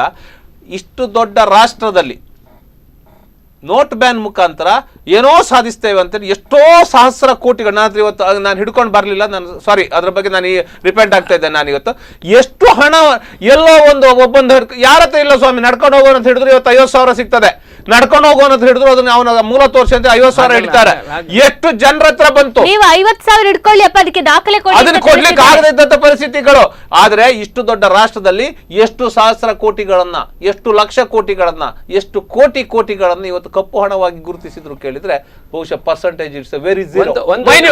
ಒಂದು ನಿಮಿಷ, ಈ ಕಪ್ಪು ಹಣದ ಸಂಗ್ರಹಣೆ ಏನಿದೆಯಲ್ಲ, ಕಪ್ಪು ಹಣವನ್ನ ಕ್ರೋಢೀಕರಣ ಮಾಡುವಂತ ವಿಧಾನ ಇದೆಯಲ್ಲ, ಇವತ್ತಿಂದು ನಿನ್ನೆದು ಅಲ್ಲ. ಇದು 3-4 ವರ್ಷದಿಂದ ಬೆಳೆದು ಬಂದದ್ದಿದ್ರೆ ಒಮ್ಮಿಂದೊಮ್ಮೆಗಲೇ ಎಲ್ಲಾ ಕಪ್ಪು ಹಣವನ್ನ ಸೀಸ್ ಮಾಡಿ ಸ್ಟಾಪ್ ಮಾಡ್ಬೋದಿತ್ತು. ಇದು 60 ವರ್ಷಗಳಿಂದ ನಡ್ಕೊಂಡು ಬಂದದ್ದು. ಕಪ್ಪು ಹಣದ ಒಂದು ವ್ಯವಹಾರ ಆಡುವಂತಹದ್ದು ಪ್ಯಾರಲಲ್ ಇಕಾನಮಿ ಆಗಿ ಬಂದದ್ದು. ಈಚೆ ಕಡೆಯಿಂದ ವೈಟ್ ಇಕಾನಮಿ, ಇನ್ನೊಂದು ಕಡೆಯಿಂದ ಪ್ಯಾರಲಲ್ ಇಕಾನಮಿ ಆಗಿ ನಡ್ಕೊಂಡು ಬಂದದ್ದು ಎಷ್ಟೋ ವರ್ಷಗಳಿಂದ. ಅಂತ ವ್ಯವಸ್ಥೆಯನ್ನು ಹುಟ್ಟು ಹಾಕಿ ಬೆಳೆಸಿಕೊಂಡು ಬಂದಂತ ಒಂದು ವರ್ಗ, ಒಂದು ಸರ್ಕಾರ ಇದೆ. ಅದನ್ನ ಒಮ್ಮಿಂದೊಮ್ಮೆಗಲೇ ನೋಟ್ ಬ್ಯಾನ್ ಅಲ್ಲ, ಇದಕ್ಕಿಂತ ಹೆಚ್ಚು ರಿವಲ್ಯೂಷನರಿ ಮೆಜರ್ ತಂದರೂ ಕೂಡ ಕಪ್ಪು ಹಣವನ್ನ ಇವತ್ತೋ ನಾಳೆಗೋ ಕಂಪ್ಲೀಟ್ ಆಗಿ ಹೊರಗೆ ಹಾಕ್ಲಿಕ್ಕೆ ಸಾಧ್ಯ ಇಲ್ಲ. ಇದು ಭಾರತೀಯ ಜನತಾ ಪಕ್ಷಕ್ಕೋ ಅಥವಾ ಆಡುವ ಪಕ್ಷಕ್ಕೆ ಎಲ್ಲ ಗೊತ್ತಿದ್ದ ವಿಷಯನೇ. ಆದರೆ ಇಂಥದೊಂದು ಕ್ರಮವನ್ನ ನಾವು ತಂದಾವಾಗ ಖಡಾಖಂಡಿತವಾಗಿಯೂ ಅದರ ಇಫೆಕ್ಟ್ ಇದ್ದೇ ಇದೆ. ಇವತ್ತು ಇದು ಉದಾಹರಣೆಗೆ ನನ್ನಂತ ಒಬ್ಬ ಸಾಮಾನ್ಯ ಟ್ಯಾಕ್ಸ್ ಪೇಯರ್ ಏನಾದ್ರೂ ಒಂದು FD ಅಲ್ಲಿ ಒಂದು 10 ರೂಪಾಯಿ ಇಂಟ್ರೆಸ್ಟ್ ಬಂದರೂ ಕೂಡ ನಾನು ತೋರಿಸ್ತೇನೆ. ಮೊದಲು ನಾವು ತೋರಿಸದೇ ಇದ್ರೂ ನಡೆದು ಹೋಗ್ತಾ ಇತ್ತು. ಇವತ್ತು ನನಗೆ ಅಷ್ಟು ಅವೇರ್ನೆಸ್ ಇದೆ. ಯಾಕೆ ಕೇಳಿದ್ರೆ ಇವ್ರು ಹೇಳಿದ್ರಲ್ಲ ಆಧಾರ್ ಲಿಂಕ್ ಯಾಕೆ, ಮತ್ತೊಂದರ ಲಿಂಕ್ ಯಾಕೆ ಅಂತೇಳಿ, ಅಂತದೆಲ್ಲ ಲಿಂಕ್ ಮಾಡೋದ್ರಿಂದ ನಾನು ಒಂದು ವೇಳೆ 10 ರೂಪಾಯಿ ಆಧಾರ್ ಲಿಂಕ್ ನಾನು ಹೇಳಿಲ್ಲ, 10 ರೂಪಾಯಿ ಒಂದು 10 ರೂಪಾಯಿನ ಟ್ಯಾಕ್ಸ್ ಅನ್ನ ನಾನು ಕಟ್ಟದೇ ಇದ್ದರೆ ಇಮಿಡಿಯೇಟ್ಲಿ ನನ್ನ ಪಾನ್ ಕಾರ್ಡ್ ಅನ್ನ ರೆಫರ್ ಮಾಡಿದ್ರೆ ನನ್ನದು ಇನ್ಕಮ್ ಎಷ್ಟಿದೆ, ಯಾವ ಬ್ಯಾಂಕಲ್ಲಿ ಎಷ್ಟು FD ಇದೆ, ಎಷ್ಟು ಇಂಟ್ರೆಸ್ಟ್ ಇನ್ಕಮ್ ಬರ್ತಾ ಇದೆ ಅಂತೇಳಿ ಕಂಡುಕೊಂಡು ನನಗೆ ನೋಟಿಸ್ ಕೊಡ್ತಾರೆ. ಅಷ್ಟು ಇನ್ಕಮ್ ಟ್ಯಾಕ್ಸ್ ಕಲೆಕ್ಷನ್ ಅನ್ನ ಪರಿಣಾಮಕಾರಿಯಾಗಿ ಇಂಪ್ಲಿಮೆಂಟ್ ಮಾಡಿದ್ದಾರೆ. And that is in the best interest of the nation. ಈ ನೋಟ್ ಬ್ಯಾನ್ ಹೇಳಿ ಮಾಡಿದ್ದು ಯಾವುದೋ ಒಂದು ದುರುದ್ದೇಶ ಇಟ್ಕೊಂಡು ಮಾಡಿದ್ದಲ್ಲ, ದೇಶಕ್ಕೆ ಒಳ್ಳೆಯದಾಗಬೇಕು. ನನ್ನ ಪ್ರಶ್ನೆಗೆ ಉತ್ತರ ಅವರೇ ಉತ್ತರ ಕೊಟ್ಟರು. ಓಕೆ ಸರ್, ನಿಮ್ ಜೊತೆ ಮತ್ತಷ್ಟು ಮಾತುಕತೆ ಮುಂದುವರಿಸ್ತೀನಿ. ಅದಕ್ಕಿಂತ ಮುಂಚೆ ನೇರ ಪ್ರಸಾರದಲ್ಲಿ ಒಂದು ಬ್ರೇಕ್.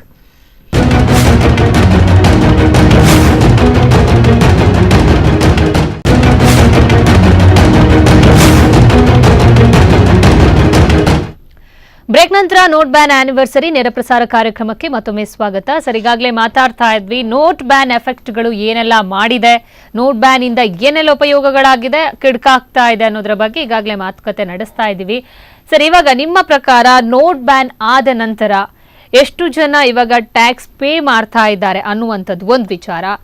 ಈಗ ನೋಟ್ ಬ್ಯಾನ್ ಆದ ನಂತರ ಪ್ರತಿಯೊಂದು ಇವಾಗ ಬ್ಯಾಂಕಿಂಗ್ ಸಿಸ್ಟಮ್ ಅಲ್ಲಿ ಆಗಿರಬಹುದು ಅಥವಾ GST ಸಿಸ್ಟಮ್ಗಳಲ್ಲಾಗಿರ್ಬಹುದು, ಪ್ರತಿಯೊಂದು ವಿಚಾರದಲ್ಲೂ ಕೂಡ ಬದಲಾವಣೆಗಳಾಗ್ತಾ ಇದೆ. ಕ್ಯಾಶ್ ಲೆಸ್ ಆಗಿ ಎಲ್ಲಾ ರೀತಿ ಡಿಜಿಟಲ್ ಪೇಮೆಂಟ್ಗೆ ಎಲ್ಲರೂ ಹೋಗ್ತಾ ಇದ್ದಾರೆ. ಸೊ ಇದ್ರ ಬಗ್ಗೆ ನಿಮ್ಮ ಅಭಿಪ್ರಾಯ ಏನು? ಖಂಡಿತ ನೋಟ್ ಬ್ಯಾನ್ ಇಂದ ಏನೂ ಪ್ರಯೋಜನ ಇಲ್ಲ ಹೇಳುವವರು ಇದನ್ನ ಸ್ಪಷ್ಟವಾಗಿ ತಿಳ್ಕೊಳ್ಬೇಕು. ನೋಟ್ ಬ್ಯಾನ್ ನಿಂದಾಗಿ ಇವತ್ತು ಡಿಜಿಟಲ್ ಪೇಮೆಂಟಿನ ವ್ಯವಸ್ಥೆ ಬಂದಿದೆ. ಈಗ ಉದಾಹರಣೆಗೆ ನಾನು ಮೊದಲು ನನ್ನ ವೆಹಿಕಲ್ಲಿಗೆ ಪೆಟ್ರೋಲ್ ಹಾಕಿಸುವಾಗ ಕ್ಯಾಶ್ ತೆಗೆದು ಕೊಡ್ತಾ ಇದ್ದೆ. ಇವತ್ತು ನಾನು ಕ್ಯಾಶ್ ಕೊಡ್ತಾ ಇಲ್ಲ, I am paying through Paytm. ಹಾಗಾಗಿ ಈ ಡಿಜಿಟಲ್ ಪೇಮೆಂಟಿನ ವ್ಯವಸ್ಥೆಗೆ ನಮ್ಮ ದೇಶವನ್ನು ಅಳವಡಿಸಿಕೊಳ್ಳುವಂಥ ಒಂದು ಪ್ರಾಮಾಣಿಕ ಪ್ರಯತ್ನ ನಡೆದಿದೆ. ಅದರಲ್ಲಿ ಯಶಸ್ವಿ ಕೂಡ ಆಗಿದೆ. ಈಗಿನ ಜನ್ರೇಷನ್ನಿಗಂತೂ ಅದು ಸಮಸ್ಯೆನೇ ಇಲ್ಲ. ನಮ್ಮಂಥ ಓಲ್ಡ್ ಜನ್ರೇಷನ್ನಿಗೆ ಸ್ವಲ್ಪ ಕಷ್ಟ ಆಗುತ್ತೆ, ಅದನ್ನು ಕಲ್ತ್ಕೋಬೇಕು. ನಾವು ಕೂಡ ಕಲ್ತ್ಕೊಂಡು ಅದನ್ನು ಆಚರಣೆಯಲ್ಲಿ ತಂದಿದ್ದೇವೆ. ಸೊ ಡಿಜಿಟಲ್ ಪೇಮೆಂಟ್ ಆಗ್ತಾ ಇದೆ. ಒಂದು ನಿಮಿಷ, ಅವ್ರು ಹೇಳಿದ್ರು ಪಾಪ, ನಾನು ಪೆಟ್ರೋಲ್ ಬಂಕಿಗೆ ಇವತ್ತು ಪೇಟಿಎಂ ಅಲ್ಲಿ ಅವ್ರಿಗೆ ಬಹುಶಃ ಗೊತ್ತಿದ್ದು ಹೇಳಿದ್ರು ಅಥವಾ ಹೇಳಲೇಬೇಕಂತ ಹೇಳಿದ್ರು ಗೊತ್ತಿಲ್ಲ ಪ್ರೊಫೆಸರ್ ಅವರು. ಸಾರಿ ಟು ಸೇ ದಿಸ್, ನಾನು ಕಳೆದ 26 ವರ್ಷಗಳಿಂದ ನಾನು ಕಾರ್ಡಲ್ಲಿ ಪೇ ಮಾಡ್ತಾ ಇದ್ದೇನೆ. ದಯವಿಟ್ಟು ಗಮನಿಸಿ, ನಾನು ಇವತ್ತಿನವರೆಗೆ ಬಹುಶಃ ನನ್ನ ಸ್ವಂತ ಕಾರಿನ ಖಾಸಗಿ ವಾಹನದ ಬಿಲ್ಲನ್ನು ನಾನು ಯಾವತ್ತೂ ಕ್ಯಾಶಲ್ಲಿ ಪಾವತಿಸಿದ್ದೇ ಇಲ್ಲ. 25-26 ವರ್ಷ ಆಯ್ತು ಸರಿ, ನಾ ಪಾವತಿಸ್ತಾ ಇದ್ದೇನೆ. ಅದನ್ನ ಅಡಾಪ್ಟ್ ಮಾಡ್ಕೊಳ್ಳದೆ ಇದ್ರೆ ಅದು ನಿಮ್ಮ ತಪ್ಪೇ ಹೊರತು ನೀವೇ ಆಗ ಹೇಳಿದ ಹಾಗೆ ಅಲ್ಲ. ಒಂದ್ ನಿಮಿಷ ಹೇಳಿದ ಹಾಗೆ ಇನ್ನೊಂದು ನಿಮ್ಮ ಗಮನಕ್ಕೆ ತರ್ತೇನೆ. ನಾನು ಖಾಸಗಿ ಬ್ಯಾಂಕಿನ ಕಾರ್ಡನ್ನು ಸ್ವೈಪ್ ಮಾಡ್ತೇನೆ ಕಳೆದ 25 ವರ್ಷಗಳಿಂದ. ಇವತ್ತು ರಾಷ್ಟ್ರೀಕೃತ ಬ್ಯಾಂಕಿನ ಕೆನರಾ ಬ್ಯಾಂಕ್ ಅಥವಾ ಇನ್ಯಾವುದೇ ಬ್ಯಾಂಕಿನ ಕಾರ್ಡ್ಗಳನ್ನು ತಗೊಂಡು ಹೋಗಿ ನಿಮ್ಗೆ ಅಲ್ಲಿ ಪೆಟ್ರೋಲ್ ಸರ್ಚಾರ್ಜ್ ಇನ್ನೂ ಹಾಕ್ತಾ ಇದ್ದಾರೆ. ಬಹುಶಃ ತಮ್ಮ ಗಮನಕ್ಕೆ ಇದೆಯೋ ಇಲ್ಲೋ ಗೊತ್ತಿಲ್ಲ. ಅಲ್ಲ ನನ್ನ ಹತ್ರ ಇದೆ, ಸ್ವೈಪ್ ಮಾಡು ಅಲ್ಲ, ಅದು ಸರ್ಚಾರ್ಜ್ ಬೀಳ್ತದೆ. ನೀವು ಪೇಟಿಎಂ ಹಾಕಿದ್ರೆ ನಿಮ್ಗೆ ಅಲ್ಲ, ಪೇಟಿಎಂ ಹಾಕಿ ಎಲ್ಲರೂ ಪೇಟಿಎಂ ಹಾಕ್ಬೇಕು. ಪೇಟಿಎಂ ಕಮಿಷನ್ ನಿಮ್ಮ ಕ್ರೆಡಿಟ್ ಕಾರ್ಡ್ ಏನಿರ್ತದೆ, ಕ್ರೆಡಿಟ್ ಹೌದು, ಡಿಜಿಟಲ್ ಪೇಮೆಂಟ್ ಅಲ್ಲಿ 1,000ಕ್ಕೆ 20 ತನಕ ವಾಪಸ್ ಸಿಗ್ತದೆ. 1000ಕ್ಕೆ 2 ರೂಪಾಯಿ ಚಿಲ್ಲರೇನು ವಾಪಸ್ ಸಿಗ್ತದೆ, ಅದು ಬೇರೆ. ಅದರೊಟ್ಟಿಗೆ ನೀವು ರಾಷ್ಟ್ರೀಕೃತ ಬ್ಯಾಂಕ್ ಗಳನ್ನ ಟ್ರೈ ಮಾಡಿ. ಅವರು ಕೊಟ್ಟಂತ ಕ್ರೆಡಿಟ್ ಕಾರ್ಡ್ ಅಲ್ಲಿ ನನ್ನ ಹತ್ರ ಇದೆ, ಈಗ ತೋರಿಸ್ತೇನೆ, ಇಲ್ಲ ಇದೆ ಕ್ರೆಡಿಟ್ ಕಾರ್ಡ್ ಅಲ್ಲಿ ಕ್ರೆಡಿಟ್ ಸ್ವಾಮಿ, ಅದೇ ಪ್ರೈವೇಟ್ ಕಾರ್ಡ್ಗಳಲ್ಲಿ ಇದು ಡಿಜಿಟಲ್ ಪ್ರೈವೇಟ್ ಒಂದ್ ನಿಮಿಷ ಡಿಮಾನಿಟೈಸೇಷನ್ ಆಗೋ ಮೊದಲು ನೋಡಿ, ಒಂದ್ ನಿಮಿಷ ಇರಿ ಸ್ವಾಮಿ, ನಾನು ಹೇಳ್ತೇನೆ ಕೇಳಿ. ನಿಮ್ಗೆ ಇನ್ಸೆಂಟಿವ್ ಕೊಡ್ತಾ ಇರೋದು ಡಿಮಾನಿಟೈಸೇಷನ್ ಆದ ನಂತರ. ಅದಕ್ಕೂ ಮೊದಲು ನಾವು ಕಾರ್ಡ್ ಯೂಸ್ ಮಾಡ್ತೇವೆ, ನಮ್ಗೆ ಯಾವುದೇ ನಷ್ಟ ಇರ್ಲಿಲ್ಲ. ಒಂದ್ ನಿಮಿಷ ನಮ್ಗೆ ಯಾವುದೇ ನಷ್ಟ ಇರ್ಲಿಲ್ಲ. ಲಾಭ ಆಗದೆ ಇತ್ತೋ ಬೇರೆ ವಿಷಯ, ನಮ್ಗೆ ಯಾವುದೇ ನಷ್ಟ ಇರಲಿಲ್ಲ. ಅರ್ಥ ಮಾಡ್ಕೊಳ್ಳಿ, ಯಾವುದೇ ನಾವು ಡಿಜಿಟಲ್ ಪೇಮೆಂಟೇ ಮಾಡ್ತಿದ್ದು 25 ವರ್ಷಗಳಿಂದ ಈ ದೇಶದಲ್ಲಿ ಆ ವ್ಯವಸ್ಥೆ ಇದೆ. ಅದಕ್ಕೆ ಒಂದ್ ನಿಮಿಷ ಸರ್, ಅದಕ್ಕೆ ಈ ವ್ಯವಸ್ಥಿತವಾಗಿ ಈ ರೀತಿಯ ಹೇಳಿಕೆಗಳು ಕೊಡುವ ಅಗತ್ಯ ಇಲ್ಲ. ಆದರೆ ನಂತರ ದಿನಗಳಲ್ಲಿ ಇವತ್ತು ಅದು ವ್ಯಾಪಕ. ಹೌದು ಸ್ವಾಮಿ, ದೇಶ ಬೆಳೆದ ಹಾಗೆ ಕಾಲ ಕಳೀತಾ ಬಂದಾಗ ಎಲ್ಲ ವ್ಯವಸ್ಥೆಗಳು ಜಾಸ್ತಿ ಆಗ್ತಾ ಬರ್ತದೆ. ಎಲ್ಲ ಅದರಿಂದಾಗಿ ಅಲ್ಲ, ಇವತ್ತು 60 ವರ್ಷದನ್ನು ಇವತ್ತು ಹೋಲಿಕೆ ಮಾಡ್ಕೊಳ್ಳೋದಲ್ಲ. 60 ವರ್ಷಗಳಿಂದ ನಾನು 25 ವರ್ಷಗಳಿಂದ ನಾನು ಕ್ರೆಡಿಟ್ ಕಾರ್ಡ್ ಅಲ್ಲಿ ಪಾವತಿ ಮಾಡ್ತಾ ಇದ್ದೇನೆ. ಇಲ್ಲೊಂದು ಪಾಯಿಂಟ್ ಇದೆ. ಈಗ ನೀವು 25 ವರ್ಷದಿಂದ ಮಾಡ್ತಿದ್ದೀರಿ ಸರಿ, ಆದ್ರೆ ನೋಟ್ ಬ್ಯಾನ್ ಆದಾಗಿನಿಂದ ಈ ಒಂದು ಕಾರ್ಡ್ ಬಳಸಿ ಅಥವಾ ಪೇಟಿಎಂ ಬಳಸೋದನ್ನ ಜನ ಜಾಸ್ತಿ ಮಾಡ್ತಾ ಇದ್ದಾರೆ. ಅದು ಸರ್ವೆ ಮೂಲಕ ಇರ್ಲಿಲ್ಲ ಅಂತ ಹೇಳಿದ್ರೆ ಅವರು, ನಾನು ಮೊದಲು ಮಾಡ್ತಿರ್ಲಿಲ್ಲ, ಈಗ ಪೇಟಿಎಂ ಬಳಸ್ತೇನೆ. ನೀವು ಮೊದಲು ಮಾಡಿದ್ರೆ ನಿಮ್ಮ ತಪ್ಪು, ಡಿಜಿಟಲ್ ವ್ಯವಸ್ಥೆ ಇರ್ಲಿಲ್ವಾ? ಇವ್ರಿಗೆ ಒಂದು ಕೃತಜ್ಞತೆ ಹೇಳ್ಬೇಕು. ಏನು ಗೊತ್ತುಂಟಾ, ಮೊದಲು ಕಮಿಷನ್ ಏನು ಸಿಗ್ತಿರ್ಲಿಲ್ಲ, ಇನ್ಸೆಂಟಿವ್ ಸಿಗ್ತಿರ್ಲಿಲ್ಲ, ಡಿಮಾನಿಟೈಸ್ ಆದ ಮೇಲೆ ಸಿಗ್ತಾ ಇದೆ ಅಂತ ಹೇಳಿ ಹೇಳಿದ್ರಲ್ಲ. ನನ್ನ ಪರವಾಗಿ 1 ಪೈಸೆ ಬೇಕು, 1 ಪೈಸೆ ಬೇಕಾದ್ರೆ ನಾವು ಅದನ್ನ ನೀವು ಅರ್ಥ ಮಾಡಿ. ರಾಷ್ಟ್ರೀಕೃತ ಬ್ಯಾಂಕ್ ಗಳಲ್ಲಿ ಸರ್ಚಾರ್ಜ್ ಆಗ್ತಾ ಇದ್ದಾರೆ ಇವತ್ತು. ರಾಷ್ಟ್ರೀಕೃತ ಬ್ಯಾಂಕ್ ನಲ್ಲಿ ಇವತ್ತಿನಿಂದ ಶುರು ಆದದ್ದಲ್ಲ, ಅದು ರಾಷ್ಟ್ರೀಕೃತ ಇವತ್ತು ತೋರಿಸ್ತೇನೆ. ಈ ಬ್ಯಾಂಕಿನ ಕಾರ್ಡ್ ಅಲ್ಲಿ ಇವತ್ತು 3,000 ರೂಪಾಯಿ ಹಾಕಿದ್ರೆ 71 ರೂಪಾಯಿ ಸರ್ಚಾರ್ಜ್ ಬೀಳ್ತದೆ. ಅದೇ ಈ ಕಾರ್ಡ್ ಅಲ್ಲಿ ಇವತ್ತು ಈ ಕಾರ್ಡ್ ಅಲ್ಲಿ ಹಾಕಿದ್ರೆ ಆ ಸರ್ಚಾರ್ಜ್ ಇಲ್ಲ. ಈ ಕಾರ್ಡ್ ಕಳೆದ 20 ವರ್ಷ 24 ವರ್ಷ ಯೂಸ್ ಮಾಡ್ತಾ ಇದ್ದೇನೆ. ಇವತ್ತಿಂದ ಹಿಂದಿಂದಲ್ಲ, ಯಾಕೆ ತೆಗಿಬಾರ್ದು? ಇವತ್ತು ಏನ್ ಗೊತ್ತಾ, ಖಾಸಗಿಯವರನ್ನ ಬೆಳೆಸ್ತಕ್ಕಂಥದ್ದನ್ನ ಇವತ್ತು ಮನೋಭಾವನೆ ಇಟ್ಕೊಂಡು ಪೇಟಿಎಂ ಅಂತ ಸಂಸ್ಥೆಗಳಿಗೆ ಮಾಡ್ತಾರೆ. ರಾಷ್ಟ್ರೀಕೃತ ಪ್ರಚಾರ ಸಿಗ್ತಾ ಇಲ್ಲ. ಅಲ್ಲ ಸ್ವಾಮಿ, ಖಾಸಗೀಕರಣ ಶುರು ಮಾಡಿದ್ಯಾರು ನೋಡಿ? 1991ರಲ್ಲಿ ಆದ್ರೆ HAL ನ ಬಿಟ್ಟು ರಿಲಯನ್ಸ್ ಗೆ ಮಾರಲಿಲ್ಲ. ಇವತ್ತು ಇದು ನೋಟ್ ಬ್ಯಾನ್ ಗೆ ಬರ್ಲಿ ಸರ್, ಖಾಸಗೀಕರಣಕ್ಕೆ ಹೇಳ್ತಾರೆ. ನೋಟ್ ಬ್ಯಾನ್ ಸಂಬಂಧಪಟ್ಟ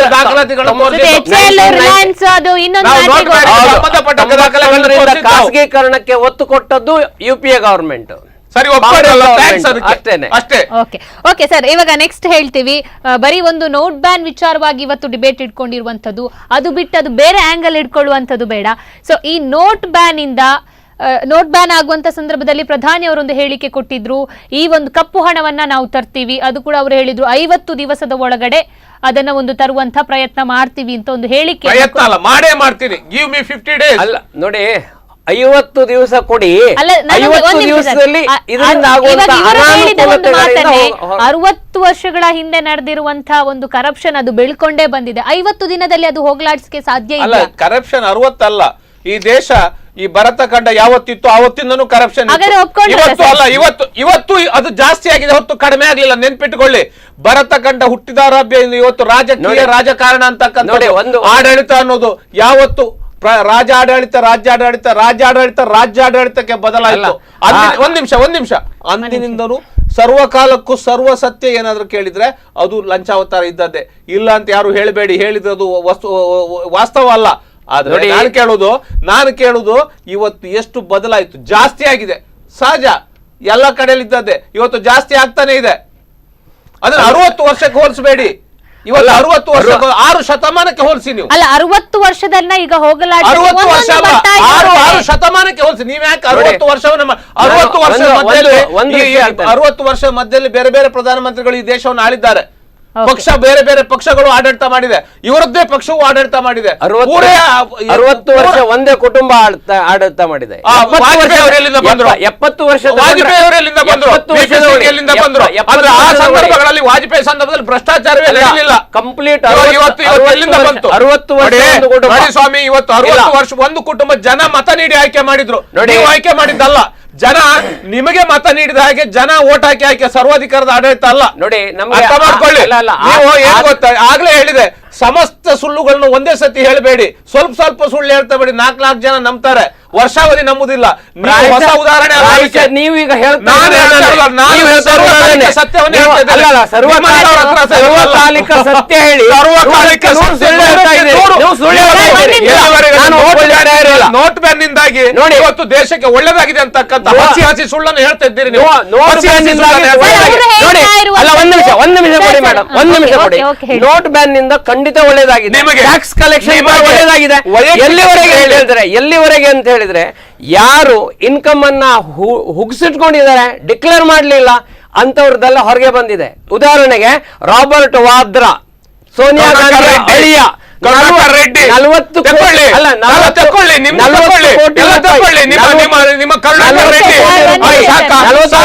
ಕೋಟಿ ರೂಪಾಯಿಗಳನ್ನ ಇವತ್ತು ವಂಚನೆ ಮಾಡಿದಂತ ಕರುಣಾಕರ್ ರೆಡ್ಡಿ ಇವತ್ತು ಬರ್ತಾ ಇದ್ದಾರೆ, ರೆಡ್ಡಿ ಬರ್ತಾ ಇದ್ದಾರೆ. ಹೌದಾದ್ರೆ ಅದು ಸತ್ಯ. ನಾವು ಪಕ್ಷಾತೀತ ಬೇರೆ ಹೆಸರು ಸಿಕ್ಕುದಿಲ್ಲ, ನೀವು ಪಕ್ಷಾತೀತರಲ್ಲ, ಪಕ್ಷದ ಮುಖವಾಣಿಯಾಗಿ ಮಾತಾಡಿಲ್ಲ. ನೀವು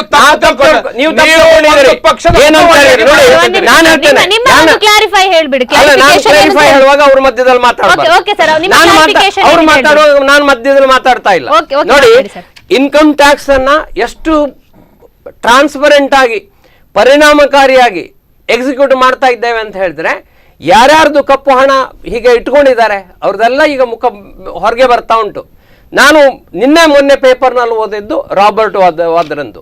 ಜನಾರ್ದನ್ ರೆಡ್ಡಿ ತಪ್ಪಿಸ್ಕೊಂಡಿದ್ದಾರೆ, ಎಲ್ಲೋ ಆಡಿಕೊಂಡಿದ್ದಾರೆ, ಅಂಥವ್ರನ್ನ ಹಿಂದೆ ಬಿದ್ದಿದ್ದಾರೆ, ಅಂಥವ್ರು ಹೊರಗೆ ಬರಬೇಕು.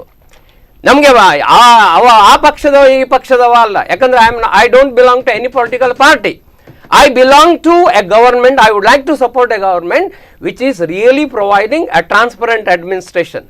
ನನ್ನ ದೃಷ್ಟಿಯಲ್ಲಿ ಹಿಂದಿನ ಎಲ್ಲ ಸರ್ಕಾರಕ್ಕೆ ಹೋಲಿಸಿದರೆ ಈ 4 ವರ್ಷದಲ್ಲಿ ಮೋದಿಯವರ ಸರ್ಕಾರ ಒಳ್ಳೆ ರೀತಿ ಆಡಳಿತ ಕೊಟ್ಟಿದೆ. ಒಂದು ಸ್ಕ್ಯಾಮ್ ಆಗಲಿಲ್ಲ, ಒಂದು ಸ್ಕ್ಯಾಂಡಲ್ ಆಗಲಿಲ್ಲ. ರಫೇಲ್ ಸ್ಕ್ಯಾಮ್ ಅಲ್ಲ, ದರೋಡೆ ಅಲ್ಲ.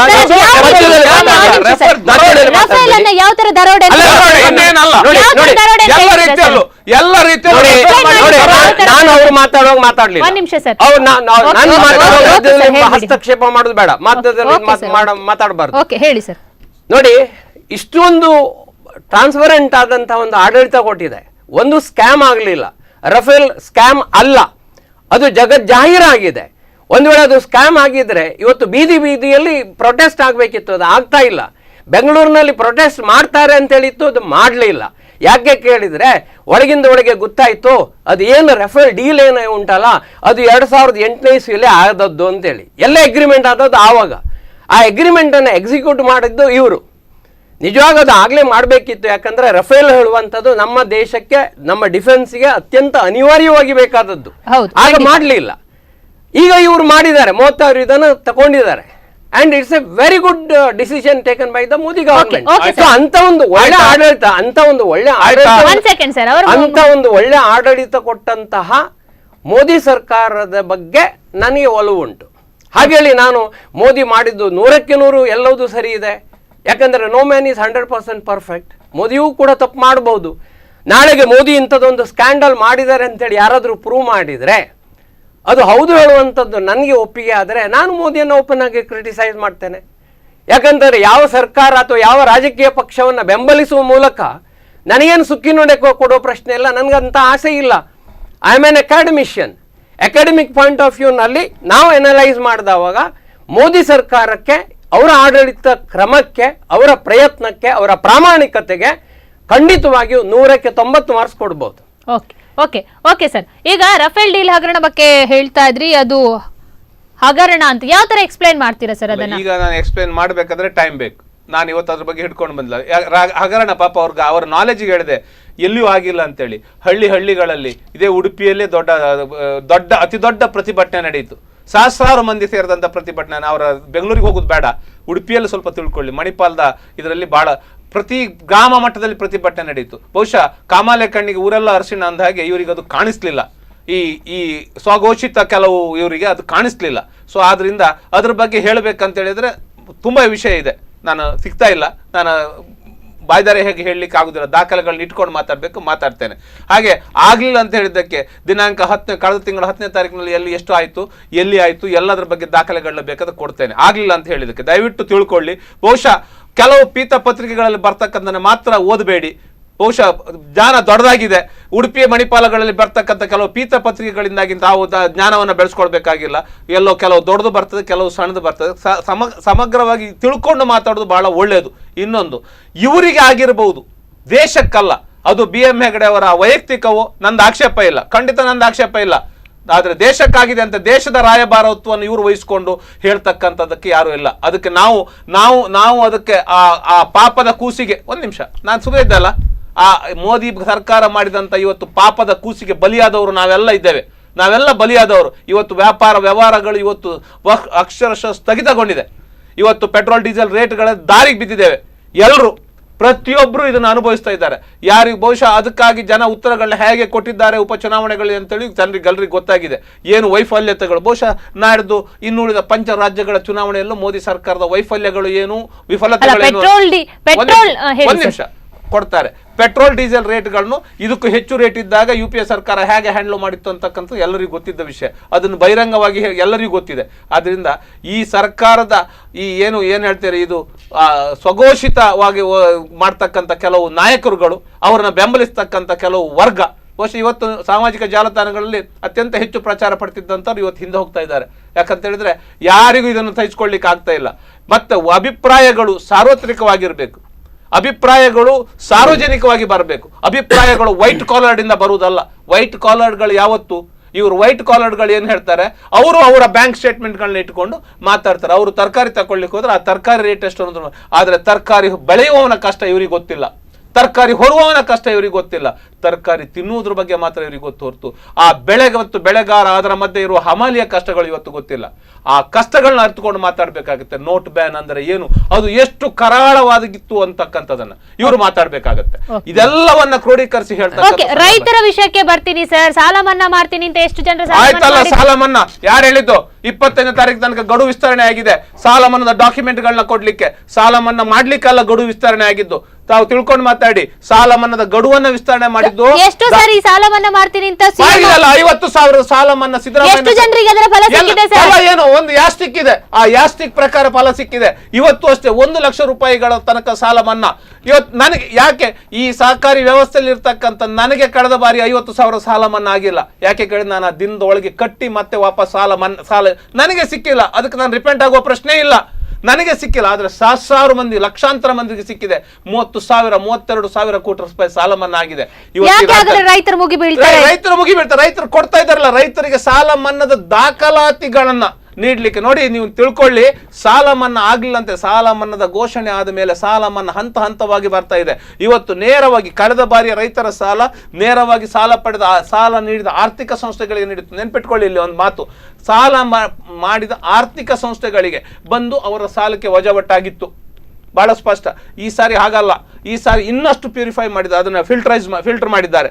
ಸಾಲ ಪಡೆದ ವ್ಯಕ್ತಿಯ ಬ್ಯಾಂಕ್ ಖಾತೆಗೆ ರುಪೇ ಕಾರ್ಡ್ನಲ್ಲಿ ಇರ್ತಕ್ಕಂಥ ಬ್ಯಾಂಕ್ ಖಾತೆ, ಅವ್ನು ಪ್ರತಿ ರೈತನಿಗೆ ಒಂದು ಬ್ಯಾಂಕ್ ಖಾತೆ ಇವತ್ತು ಮಾಡಲೇಬೇಕು. ರಾಷ್ಟ್ರೀಕೃತ ಸಹಕಾರಿ ಬ್ಯಾಂಕ್ಗಳಲ್ಲಿ, ಸೊಸೈಟಿಗಳಲ್ಲ ಬ್ಯಾಂಕ್ಗಳಲ್ಲಿ ಖಾತೆ ಮಾಡಬೇಕು ಅಂತಿದೆ. ಆ ಬ್ಯಾಂಕ್ ಖಾತೆಗೆ ನೇರವಾಗಿ ಬೀಳ್ತದೆ. ಬೀಳ್ಲಿಕ್ಕೆ ಸ್ಟಾರ್ಟ್ ಆಯಿತು. ಫಸ್ಟ್ ಸ್ಟೆಪ್ ಬಿಲ್ ಪಾಸ್ ಆಯಿತು, 2ನೇ ಸ್ಟೆಪ್ ಬಿಲ್ ಪಾಸ್ ಆಗ್ತಾ ಇದೆ, ಪ್ರೋಸೆಸ್ ಅಲ್ಲಿದೆ. 3ನೇ ಸ್ಟೆಪ್ಗೆ ರೈತರಿಗೆ ಅವಕಾಶ ನೀಡಿದೆ. ನವೆಂಬರ್ 25ನೇ ತಾರೀಕಿನ ತನಕ ರೈತರಿಗೆ ಅವಕಾಶ ನೀಡಿದ್ದು ದಾಖಲಾತಿಗಳನ್ನ ಸಬ್ಮಿಟ್ ಮಾಡಲಿಕ್ಕೆ. ಬೇರೆಯವ್ರದ್ದು ಬೇಡ, ನನ್ನ ಮನೆಯ ದಾಖಲಾತಿಗಳನ್ನ, ನನ್ನ ಮನೆಯದ್ದೇ, ನನ್ನ ಕುಟುಂಬದ ದಾಖಲಾತಿಗಳನ್ನ ನನಗೆ ಇವತ್ತಿನವರೆಗೆ ಸಬ್ಮಿಟ್ ಮಾಡ್ಲಿಕ್ಕಾಗಲ್ಲ. ಅಂದರೆ ಆಧಾರ್ ಕಾರ್ಡ್ ಬೇಕಿತ್ತು, ಆಧಾರ್ ಮಾಡಬೇಕಿತ್ತು, ಅವ್ರು ವಯೋವೃದ್ಧರು, ಮಾಡಿಸಿದ್ವಿ. ಹೀಗೆ ಹಲವು ಕಾರಣಗಳಿರ್ತವೆ ಸಾಲ ಪಡೆದ ರೈತರಿಗೆ ಸಾಲ ಸಬ್ಮಿಟ್ ಮಾಡಲಿ, ಸಾಲದ ದಾಖಲಾತಿಗಳನ್ನ ಸಬ್ಮಿಟ್ ಮಾಡಲಿಕ್ಕೆ. ಅಂಥದ್ದನ್ನು ಆಗ್ತಾ ಇದೆ. ಯಾರು ಹೇಳಿದ್ದು ಸಾಲ ಎಷ್ಟಾಗಿದೆ ಅಂತೇಳಿ? ಎಷ್ಟು ಆಗಲಿಲ್ಲ ಕೇಳಿ. ಓಕೆ ಸರ್, ನಿಮ್ಮ ಜೊತೆ ಮತ್ತಷ್ಟು ಮಾತುಕತೆ ಮುಂದುವರಿಸ್ತೇನೆ. ಅದಕ್ಕಿಂತ ಮುಂಚೆ ಕಾರ್ಯಕ್ರಮದಲ್ಲಿ ಒಂದು ಬ್ರೇಕ್.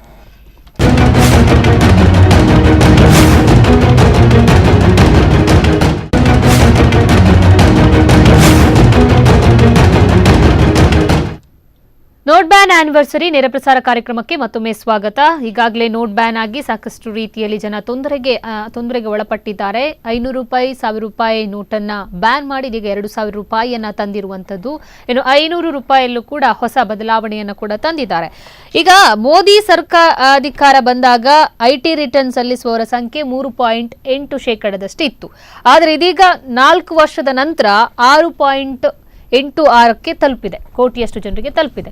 ಸೊ ಆ ವ್ಯತ್ಯಾಸವನ್ನ ಯಾವ ತರ ನೀವು, ಅಂದ್ರೆ ಅದರ ಬಗ್ಗೆ ಯಾವ ತರ ಒಂದು ವ್ಯಾಖ್ಯಾನ ಕೊಡ್ತೀರಾ ಅನ್ನುವ ವ್ಯಾಖ್ಯಾನ ಅಂತಂದ್ರೆ, ಈ ತರ ನೋಟ್ ಬ್ಯಾನ್ ಮಾಡ್ತಾರೆ, ಕಪ್ಪು ಹಣ ನಮ್ಮ ಹತ್ರ ಇದ್ರೆ ನಾವು ಒಂದಲ್ಲ ಒಂದು ದಿವಸ ಸಿಕ್ಕೋಬಿಡ್ತೇವೆ, ಬ್ಯಾಂಕ್ನಲ್ಲಿ ಡೆಪಾಸಿಟ್ ಇಟ್ಟದ್ದು ಇಂಟ್ರೆಸ್ಟ್ ಬಂದದ್ದನ್ನು ನಾವು ಡಿಕ್ಲೇರ್ ಮಾಡಿದರೆ ಅದು ಇನ್ಕಮ್ ಟ್ಯಾಕ್ಸ್ನವರಿಗೆ ಗೊತ್ತಾಗ್ತದೆ.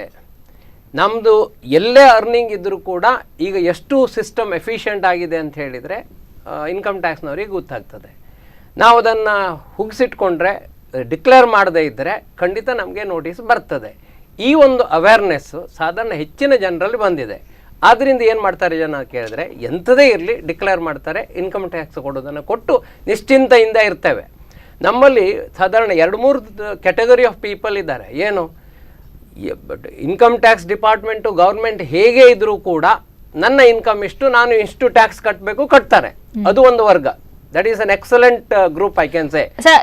ಇನ್ನೊಂದು ವರ್ಗ, ಒಂದು ನಿಮಿಷ, ಇನ್ನೊಂದು ವರ್ಗ ಅಂತ ಹೇಳಿದ್ರೆ, ಗೌರ್ಮೆಂಟ್ ಸ್ವಲ್ಪ ಸ್ಟ್ರಿಕ್ಟ್ ಆಗಿದೆ, ಈ ತರ ನೋಟಿಸ್ ಬರ್ತದೆ, ಸ್ವಲ್ಪ ಸ್ಟ್ರಿಂಜೆಂಟ್ ಮೆಜರ್ ತಗೊಳ್ತದೆ ಅಂತ ಹೇಳಿದ್ರೆ ಕೆಲವು ಜನ ಪ್ರಾಂಪ್ಟ್ ಆಗಿ ಕಟ್ತಾರೆ. ಇನ್ನೂ ಕೆಲವು ಜನ ಇದ್ದಾರೆ ಗೌರ್ಮೆಂಟ್ ಎಂಥದೇ ಮಾಡಿದ್ರು ಕಟ್ಟದೇ ಇರುವ ವರ್ಗ ಉಂಟು. ಯಾವ ಗೌರ್ಮೆಂಟ್ ಬರಲಿ, ಎಷ್ಟು ಸ್ಟ್ರಿಕ್ಟ್ ಆಗಿರಲಿ, ಆದಷ್ಟು ಇನ್ಕಮ್ ಅನ್ನು ಹೈಡ್ ಮಾಡುವಂತಹದ್ದು, ಇನ್ಕಮ್ ಟ್ಯಾಕ್ಸಿಗೆ ಟ್ಯಾಕ್ಸ್ ಅನ್ನು ಕೊಡದೇ ಇರುವಂತಹ ಒಂದು ವರ್ಗವೂ ಇದೆ. ಈ ಮಾತಿಗೆ ಒಂದು ಹೇಳ್ತೀನಿ. ಹಾಗಾದ್ರೆ ವಿಜಯ್ ಮಲ್ಯ, ನೀರವ್ ಮೋದಿಗೆ ಇದು ಅನ್ವಯಿಸಲ್ವಾ? ಖಂಡಿತ ಅನ್ವಯಿಸ್ತದೆ. ಎಲ್ಲಿ ಕಟ್ಟಿದ್ದಾರೆ ಅನ್ನುವಂಥದ್ದು ಅಲ್ಲ, ಈಗ ಅವರು ಹೋಗಿದಾರಲ್ಲ, ಹೊರಗೆ ಹೋಗಿದಾರಲ್ಲ. ಇಷ್ಟೆಲ್ಲ ಮಾಡಿದವರಿಗೆ ಅದನ್ನ ಒಂದು ಸರ್, ಇದ್ರ ಬಗ್ಗೆ ಕಿಶನ್ ಹೆಗ್ಡೆ ಅವರೇ ಇದ್ರ ಬಗ್ಗೆ ಹೇಳೋದು, ಓಡಿ ಮೋದಿ ಸರ್ಕಾರದಲ್ಲಿ ದೇಶ ಬಿಟ್ಟು ಓಡಿ ಹೋದವರ ಸಂಖ್ಯೆ ಎಷ್ಟು? ಇವತ್ತು ಮೋದಿ ಸರ್ಕಾರದಲ್ಲಿ ಇವತ್ತು ಸಾಲ ಮನ್ನಾ ಪಡ್ಕೊಂಡದ, ಸಾಲ ಮನ್ನಾದ ಸೌಭಾಗ್ಯ ಪಡ್ಕೊಂಡ. ಓಕೆ, ನಿಮ್ ಜೊತೆ ಮಾತಾಡ್ತೇನೆ. ಈಗ ಕಾಲರ್ ಒಬ್ರು ರೆಡಿ ಇದ್ದಾರೆ. ಹಲೋ ಹಲೋ ಹಲೋ, ನಮಸ್ತೆ, ಧ್ವನಿ ಕೇಳಿಸ್ತಿದ್ಯಾ? ನಮಸ್ತೆ ಸರ್, ನನ್ ಧ್ವನಿ ಕೇಳಿಸ್ತಿದ್ಯಾ? ನಿಮ್ಮ ಹೆಸರು, ಎಲ್ಲಿಂದ ಕರೆ ಮಾಡಿದ್ದೀರಾ ಸರ್? ನಿಮ್ಮ ಹೆಸರು, ಎಲ್ಲಿಂದ ಕರೆ ಮಾಡಿದ್ದೀರಾ ಸರ್? ಎಲ್ಲಿಂದ ಕರೆ ಮಾಡಿದ್ದೀರಾ sir? Okay, TV volume mute ಮಾಡಿ ಸರ್, ಇಲ್ಲಾಂದ್ರೆ ಕಾಲ್ ಕಟ್ ಆಗುತ್ತೆ ಸರ್. ಈಗ ನೋಟ್ ಬ್ಯಾನ್ ಆಗಿ 2 ವರ್ಷಗಳೇ ಸಂದಿದೆ. ಸೊ ನಿಮ್ಮ ಅಭಿಪ್ರಾಯ ಏನು ಸರ್? ಇದರಿಂದ, ನೋಟ್ ಬ್ಯಾನ್ ಇಂದ ನಿಮಗೆ ಏನಾದ್ರು ಎಫೆಕ್ಟ್ ಆಗಿದ್ಯಾ, ಹೇಗೆ? ನೋಡಿ ಮೇಡಮ್, ನೋಟ್ ಬ್ಯಾನ್ ಆಗಿ ಯಾರಿಗೂ ಕೂಡ ಎಫೆಕ್ಟ್ ಆಗಿಲ್ಲ. ಹೇಳಿ ಸರ್, ಹೇಳಿ. ನೋಟ್ ಬ್ಯಾನ್ ಆದ ವಿಷಯ ಅಂದ್ರೆ ಅದು ಒಳ್ಳೆ ಕೆಲಸ ಮಾಡಿದ್ದಾರೆ ನರೇಂದ್ರ ಮೋದಿ ಅವರು. ಆದ್ರೆ ಈ ನೋಟ್ ಬ್ಯಾನ್ ಸಮಯದಲ್ಲಿ ಬ್ಯಾಂಕ್ ಮ್ಯಾನೇಜರ್ಗಳು ಅಲ್ಲಿ 1 ಲಕ್ಷಕ್ಕೆ ಅವ್ರಿಗೆ 20,000 ರೂಪಾಯಿ ಕೊಟ್ಟು ಅವರನ್ನು ವೈಟ್ ಮಾಡಿ ಕೊಟ್ಟಿದ್ದಾರೆ ಬ್ಯಾಂಕ್ ಮ್ಯಾನೇಜರ್ ಅವರೆಲ್ಲ. ಅದನ್ನು ಕೆಲವರು ಯಾರಿಲ್ಲ. ಈ ಇದ್ರ ನೋಡಿ, ಈಗ ನೋಟ್ ಬ್ಯಾನ್ ಆದ ಕಾರಣ ಎಷ್ಟೋ ಜನ ಸಿಕ್ಕಿಬಿಟ್ಟಿದ್ದಾರೆ, ಟ್ಯಾಕ್ಸ್ ಕಟ್ಟದವರು, ಅವರು ಇವರು ಅಂತ ಎಲ್ಲ. ಕೆಲವರಿಗೆ ತೊಂದರೆ ಆಗಿದೆ, ಕೆಲವರಿಗೆ ತುಂಬಾ ಜನರಿಗೆ ಇದರಲ್ಲಿ ಉಪಕಾರ ಕೂಡ ಆಗಿದೆ. ಯಾರಿಗೂ ಇದ್ರಲ್ಲಿ ಎಲ್ಲರಿಗೂ ಇದ್ರಲ್ಲಿ ತೊಂದರೆ ಆಗ್ತದೆ ಅಂತ ಹೇಳಿಕ್ಕಿಲ್ಲ ಯಾರಿಗೂ ಕೂಡ. ಓಕೆ ಸರ್, ಸ್ಪಂದನ ವಾಹಿನಿ ಜೊತೆ ಮಾತಾಡಿದಕ್ಕೆ ಧನ್ಯವಾದ. ಕಿಶನ್ ಹೆಗ್ಡೆ ಅವರೇ, ಇವರ ಒಂದು ಮಾತಿಗೆ ಏನ್ ಹೇಳ್ತೀರಾ ಅಂತ? ಅಲ್ಲ, ಅವ್ರು ಹೇಳಿದಕ್ಕೆ ಅವರು ಪ್ರಶ್ನೆ, ಉತ್ತರ, ಮುಂದಿನ ಸಮ್ಮರಿ ಎಲ್ಲ ಅವರೇ ಕೊಟ್ರು. ನೋಟ್ ಬ್ಯಾನ್ ಆಗಿದ್ದು ತೊಂದರೆ ಇಲ್ಲ ಒಪ್ಪುವ. ನಾನು ಹೇಳಿದ ಯಾವುದೇ ಕಾರ್ಯಕ್ರಮಗಳು 100% ಫ್ಲಾಪ್ ಅಂತ ಆಗುದಿಲ್ಲ ಎಲ್ಲಿಯೂ, ಎಲ್ಲ ಸಮ್ ಪರ್ಸೆಂಟೇಜ್ ಇರ್ತದೆ, ಅದು ಬೇರೆ. ಅದರೊಟ್ಟಿಗೆ ಯಾವ ಪಾಪ ಕಟು ಸತ್ಯವನ್ನು ಹೇಳಿದ್ರು. ಬ್ಯಾಂಕ್ ಮ್ಯಾನೇಜರ್ಗಳು 20,000 ತಗೊಂಡು, ಲಕ್ಷಕ್ಕೆ 20,000 ತಗೊಂಡು ಎಷ್ಟು ಸತ್ಯ ಅವರಿಗೆ ಗೊತ್ತು, ಕೊಟ್ಟವ್ರಿಗೆ ಗೊತ್ತು, ನಮ್ಗೆ ಗೊತ್ತಿಲ್ಲ ಅಂತಂದ ಮಾತುಗಳನ್ನ ಕೇಳಿದೆ. ಅದು ಹೌದಾದ್ರೆ ವಿಫಲತೆಗಳು ಯಾರದ್ದು, ಯಾವ ಸರ್ಕಾರದ್ದು ಅನ್ನೋದನ್ನು ಆಗಬೇಕು. ಹಾಗೆ ನಾನೊಂದು ಅವರ ಮಾತುಗಳಿಗೆ ಉತ್ತರ, ಬಹುಶಃ ಅವರು ಮ್ಯೂಟ್ ಐ ಮೀನ್ ಕ್ಲಾರಿಟಿ ಇರಲಿಲ್ಲ ಅವರ ಮಾತುಗಳಲ್ಲಿ. ಓಕೆ ಸರ್, ಓಕೆ ಮಾತಾಡ್ತೀನಿ. ಈಗ ಕಾಲರ್ ಒಬ್ರು ರೆಡಿ ಇದ್ದಾರೆ. ಹಲೋ ಹಲೋ ನಮಸ್ಕಾರ ಸರ್, ನಮಸ್ತೆ. ಎಲ್ಲಿಂದ ಕರೆ ಮಾಡಿದ್ದೀರಾ? ನಿಮ್ಮ ಹೆಸರು? ರವಿ ಅಂತ ಬೈಕಡೆಯಿಂದ. ಓಕೆ ಸರ್, ನೋಟ್ ಬ್ಯಾನ್ ವಿಷಯಕ್ಕೆ ಸಂಬಂಧಪಟ್ಟಂತೆ ನಿಮ್ಮ ಅಭಿಪ್ರಾಯ ಏನು sir? Hello sir, TV volume mute ಮಾಡ್ಕೊಂಡು ಮಾತಾಡಿ ಸರ್. ಮಾಡಿದ್ ನೋಟ್ ಬ್ಯಾನ್ ಆಗಿ 2 ವರ್ಷ ಸಂದಿದೆ ಸರ್. ನಿಮಗೇನಾದ್ರೂ ಎಫೆಕ್ಟ್ ಆಗಿದೆಯಾ ನೋಟ್ ಬ್ಯಾನ್ ಆಗಿ, ಅಥವಾ ಒಳ್ಳೇದೇ ಆಗಿದೆ ಅಂತ ಅನ್ಸುತ್ತಾ? ಹೌದು, ಒಳ್ಳೇದಾಗಿದೆಲ್ಲ. ಅದು ನೋಡಿ, ದೇಶದ ಸ್ವಾತಂತ್ರ್ಯ ಬಂದು 60ರಿಂದ 65 ವರ್ಷ ಆಯ್ತು. ಯಾವ ಪ್ರೈಮ್ ಮಿನಿಸ್ಟರ್ ಮಾಡಿದ ಒಂದು ಧೈರ್ಯವನ್ನು ಮೋದಿ ಅವರು ಮಾಡಿದ್ದಾರೆ. ಅದಕ್ಕೆ ಅವ್ರಿಗೆ ನಾವು ಕಂಗ್ರಾಚುಲೇಷನ್ ಹೇಳ್ಬೇಕಲ್ಲ. ಕಿಶನ್ ಹೆಗ್ಡೆ ಬಾರಿ ತುಂಬಾ ಮಾತಾಡ್ತಾ ಇದಾರೆ ಅದ್ರ ಬಗ್ಗೆ. ಅವರೇ ಇದ್ದಾರೆ ಸರ್, ಮಾತಾಡಿ, ಇಲ್ಲಿದ್ದಾರೆ. ಏನ್ ಲಾಭ ಆಯ್ತು ಅಥವಾ ಏನ್ ತೊಂದರೆ ಆಯ್ತು ನಿಮ್ಗೆ ಅಂತ ಹೇಳ್ಬೋದಾ? ಲಾಭ ಏನಾಯ್ತು? ನಾನೊಬ್ಬ ಮಧ್ಯಮ ವರ್ಗದ ರಿಕ್ಷಾ ಚಾಲಕ. ಆಯ್ತು, ಏನ್ ಲಾಭ ಆಯ್ತು? ನನಗೆ ಅಂತದ್ದು ಏನು ಪ್ರಾಬ್ಲಮ್ ಆಗಿಲ್ಲ. ಹೌದು, ಲಾಭ ಏನಾಯ್ತು ನಿಮ್ಗೆ? ಲಾಭ ನೋಡಿ, ಲಾಭ ಲಕ್ಷಣ ಅಂತ ಏನಿಲ್ಲ. ಅಲ್ಲ, ಏನಾದ್ರು ಈಗ ನೋಟ್ ಬ್ಯಾನ್ ಇಂದ ತಮಗೆ ಅವ್ರಿಗೆ ಕ್ಲಾರಿಫಿಕೇಶನ್ ಕೊಡುವ ಸರ್. ಮಾಡಿದ್ದಾರೆ ಮೋದಿ ಅವರು. ಓಕೆ ಓಕೆ ಸರ್, ಸ್ಪಂದನ ವಾಹಿನಿ ಜೊತೆ ಮಾತಾಡಿದಕ್ಕೆ ಧನ್ಯವಾದ ಸರ್. ಅವರು ಹೇಳ್ತಾ ಇದ್ದಾರೆ ನಂಗೆ ಲಾಭ ಆಗಿಲ್ಲ, ಆದ್ರೆ ನಷ್ಟ ಅಂತೂ ಆಗ್ಲಿಲ್ಲ. ಬೇರೆಯವರಿಗಾದ್ರೂ ಏನ್ ಲಾಭ ಆಯ್ತು ಕೇಳಿದವ್ರಿಗೆ ಗೊತ್ತಿಲ್ಲ, ಯಾರೋ ಹೇಳ್ತಾರೆ ಸರ್. ಅವರ ಇದ್ರಲ್ಲಿ ನನಗೆ ಲಾಭ ಅಂತೂ ಆಗಿಲ್ಲ, ಆದ್ರೆ ನಷ್ಟನೂ ಆಗಿಲ್ಲ ಅಂತ. ಉತ್ತರ ಅದೇ. ನಾವು ಮಧ್ಯಮ ವರ್ಗದವನ ಒಂದ್ ನಿಮಿಷ ಮಧ್ಯಮ ವರ್ಗದ ಒಬ್ಬ ವ್ಯಕ್ತಿಯ ದಿನನಿತ್ಯ ದುಡಿಯುವವನ ಮಾತು ಅಲ್ಲಿ ಬಂತು. ಅವ್ರು ಹೇಳ್ತಾರೆ ನನಗೇನು ಲಾಭ ಆಗ್ಲಿಲ್ಲ, ಬೇರೆ ಏನಾಯ್ತು ನನಗೆ ಗೊತ್ತಿಲ್ಲ. ಸರಿ, ಉತ್ತರ ಅಲ್ಲೇ ಬಂತಲ್ಲ, ಉತ್ತರ ಅಲ್ಲಿಗೆ ಬಂತದ. ಅವ್ರಿಗೆ ಒಬ್ಬ ಮಧ್ಯಮ ವರ್ಗದವನಿಗೆ ಆದ ಲಾಭ ಏನೂ ಇಲ್ಲ, ಬಿಡಿ. ಅವ್ರಿಗೆ ಅದಕ್ಕಿಂತ ಹೆಚ್ಚು ಅವರಿಗೂ ಬೇಡ ಪಾಪ. ಅದ್ರ ಬಗ್ಗೆ ನಾನು ಅವ್ರ ಬಗ್ಗೆ ಅವರ ಉತ್ತರದ ಬಗ್ಗೆ ಎಲಾಬ್ರೇಟ್ ಮಾಡ್ಲಿಕ್ಕೆ ಹೋಗುದಿಲ್ಲ, ಸರಿಯಾಗಿದೆ.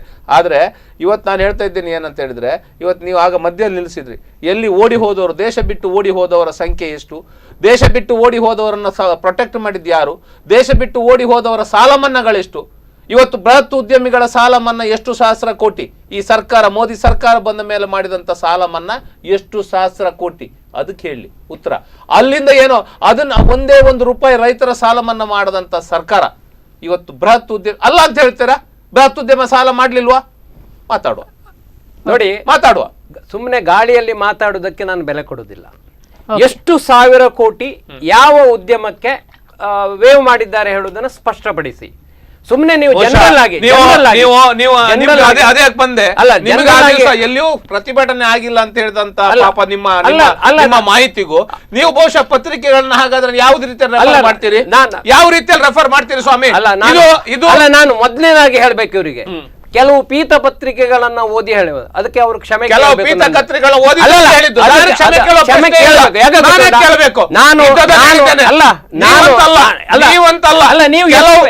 ನೀವು ಎಷ್ಟು ಪೇಪರ್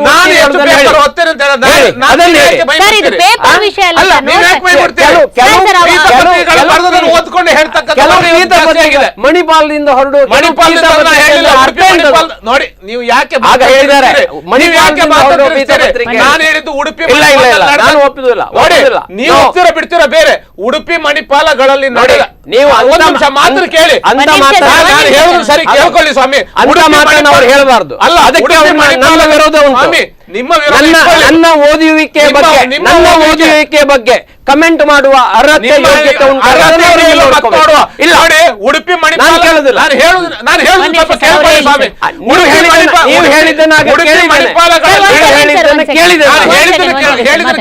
ಉಡುಪಿ ಮಣಿಪಾಲಗಳಲ್ಲಿ ನಡೆದ ನಮ್ಮ ಪ್ರತಿಭಟನೆಗಳ ವಿವರಗಳನ್ನು ಪ್ರಕಟಿಸಿದ ಪೀತ ಪತ್ರಿಕೆಗಳು ಅಂತ ಬಹಳ ಸ್ಪಷ್ಟವಾಗಿ ಹೇಳಿದೆ. ಯಾವುದೇ ಉಡುಪಿ ಮಣಿಪಾಲದಲ್ಲಿ ಪತ್ರಿಕೆಗಳಂತ ಹೇಳಿಲ್ಲ. ಉಡುಪಿ ಮಣಿಪಾಲಗಳಲ್ಲಿ ನಡೆದ ಮಣಿಪಾಲದ ಡಿಸಿ ಕಚೇರಿ ಮತ್ತು ಉಡುಪಿಯಲ್ಲಿ ನಡೆದ ನಮ್ಮ ಪ್ರತಿಭಟನೆಯನ್ನು ಪ್ರಕಟಿಸಿದ ಪೀತ ಪತ್ರಿಕೆಗಳು. ಯಾವುದೇ ಪ್ರತಿಭಟನೆಗಳನ್ನ ನಡೆಸುವ ಹಕ್ಕು ಮಧ್ಯಮ ವರ್ಗದವ್ರಿಗೆ ಇಲ್ವಾ ಹಾಗಿದ್ರೆ? ಯಾರು ನಾವು ಪ್ರತಿಭಟನೆ ಮಾಡಿದ್ದನ್ನು ನೋಡಿ, ಪ್ರತಿಭಟನೆ ಮಾಡಿ ಅದನ್ನು ತಿರುಚಿ ಮಾತಾಡ್ಲಿಕ್ಕೆ ಹೋದ್ರೆ ಹಾಗಲ್ಲ ನೀವು ಏನ್ ಮಾತಾಡ್ತೀರಿ? ಅಲ್ಲ ನೀವು ಕ್ಷಮೆ ಕೇಳ್ಬೇಕು ಹೇಳಿದ್ರೆ ಅಲ್ಲ ಏನ್ ಮಾತಾಡ್ತೀರಿ? ನೀವು ಹಾಗಲ್ಲ, ಯಾವ್ದಕ್ಕೂ ಲಿಂಕ್ ಮಾಡಬೇಡಿ. ಹಾಗಲ್ಲ, ನೀವು ನನ್ನ ಓದುವಿಕೆ ನಿಮ್ ಬಗ್ಗೆ ಹೇಳಿದ್ದೆ ಅಲ್ಲ, ನಿಮ್ ಬಗ್ಗೆ ಹೇಳಿದ್ದೆ ಅಲ್ಲ. ನೀವು ಪೀಠ ಪತ್ರಿಕೆಯನ್ನು ಹೇಳ್ತೀರಿ, ಅದು ಅಸಭ್ಯವಾದ ನಾನು ಒಪ್ಪೋದಿಲ್ಲ. ಬಿಡಿ, ಯಾಕಂದ್ರೆ ನೀವು ಮಾತಾಡುವಾಗ ನಾನು ಯಾವ ಪತ್ರಿಕೆಯನ್ನು ಓದ್ತೇನೆ ಹೇಳುವಂತ ನಮಗೆ ಉಂಟು. ನಿಮಗೆ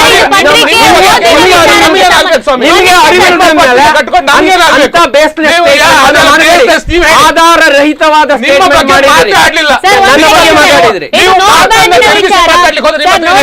ವಿಚಾರ ಅದು ಬಿಟ್ಟು ಇದು ಮಿತಿ ಮೀರಿ ಹೋಗ್ತಾ ಇರುವಂತಹ ಸಿಚುವೇಶನ್ ಆಗ್ತಾ ಇದೆ.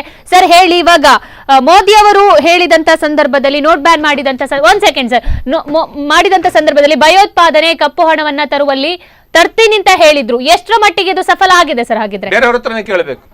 ಯಾಕಂದ್ರೆ ಹೇಳಿ ಸರ್, ನಾವ್ ಹೇಳಿದಕ್ಕೆಲ್ಲ ಉತ್ತರಗಳು ವ್ಯಂಗ್ಯ ಉತ್ತರಗಳು ಬರ್ತಾ ಹೋದ್ರೆ ನಾವು ಉತ್ತರ ಹೇಳಲಿಕ್ಕೆ ಆಗುದಿಲ್ಲ. ಇವತ್ತು ಭಯೋತ್ಪಾದನೆ ಕಾಶ್ಮೀರದಲ್ಲಿ ಎಷ್ಟು ನಿಂತಿದೆ ಅದು ಬಹುಶಃ ಕೆಲವು ಯಾವುದೇ ಪತ್ರಿಕೆಗಳಲ್ಲಿ ಬರ್ತೋ ನನ್ಗೆ ಗೊತ್ತಿಲ್ಲ.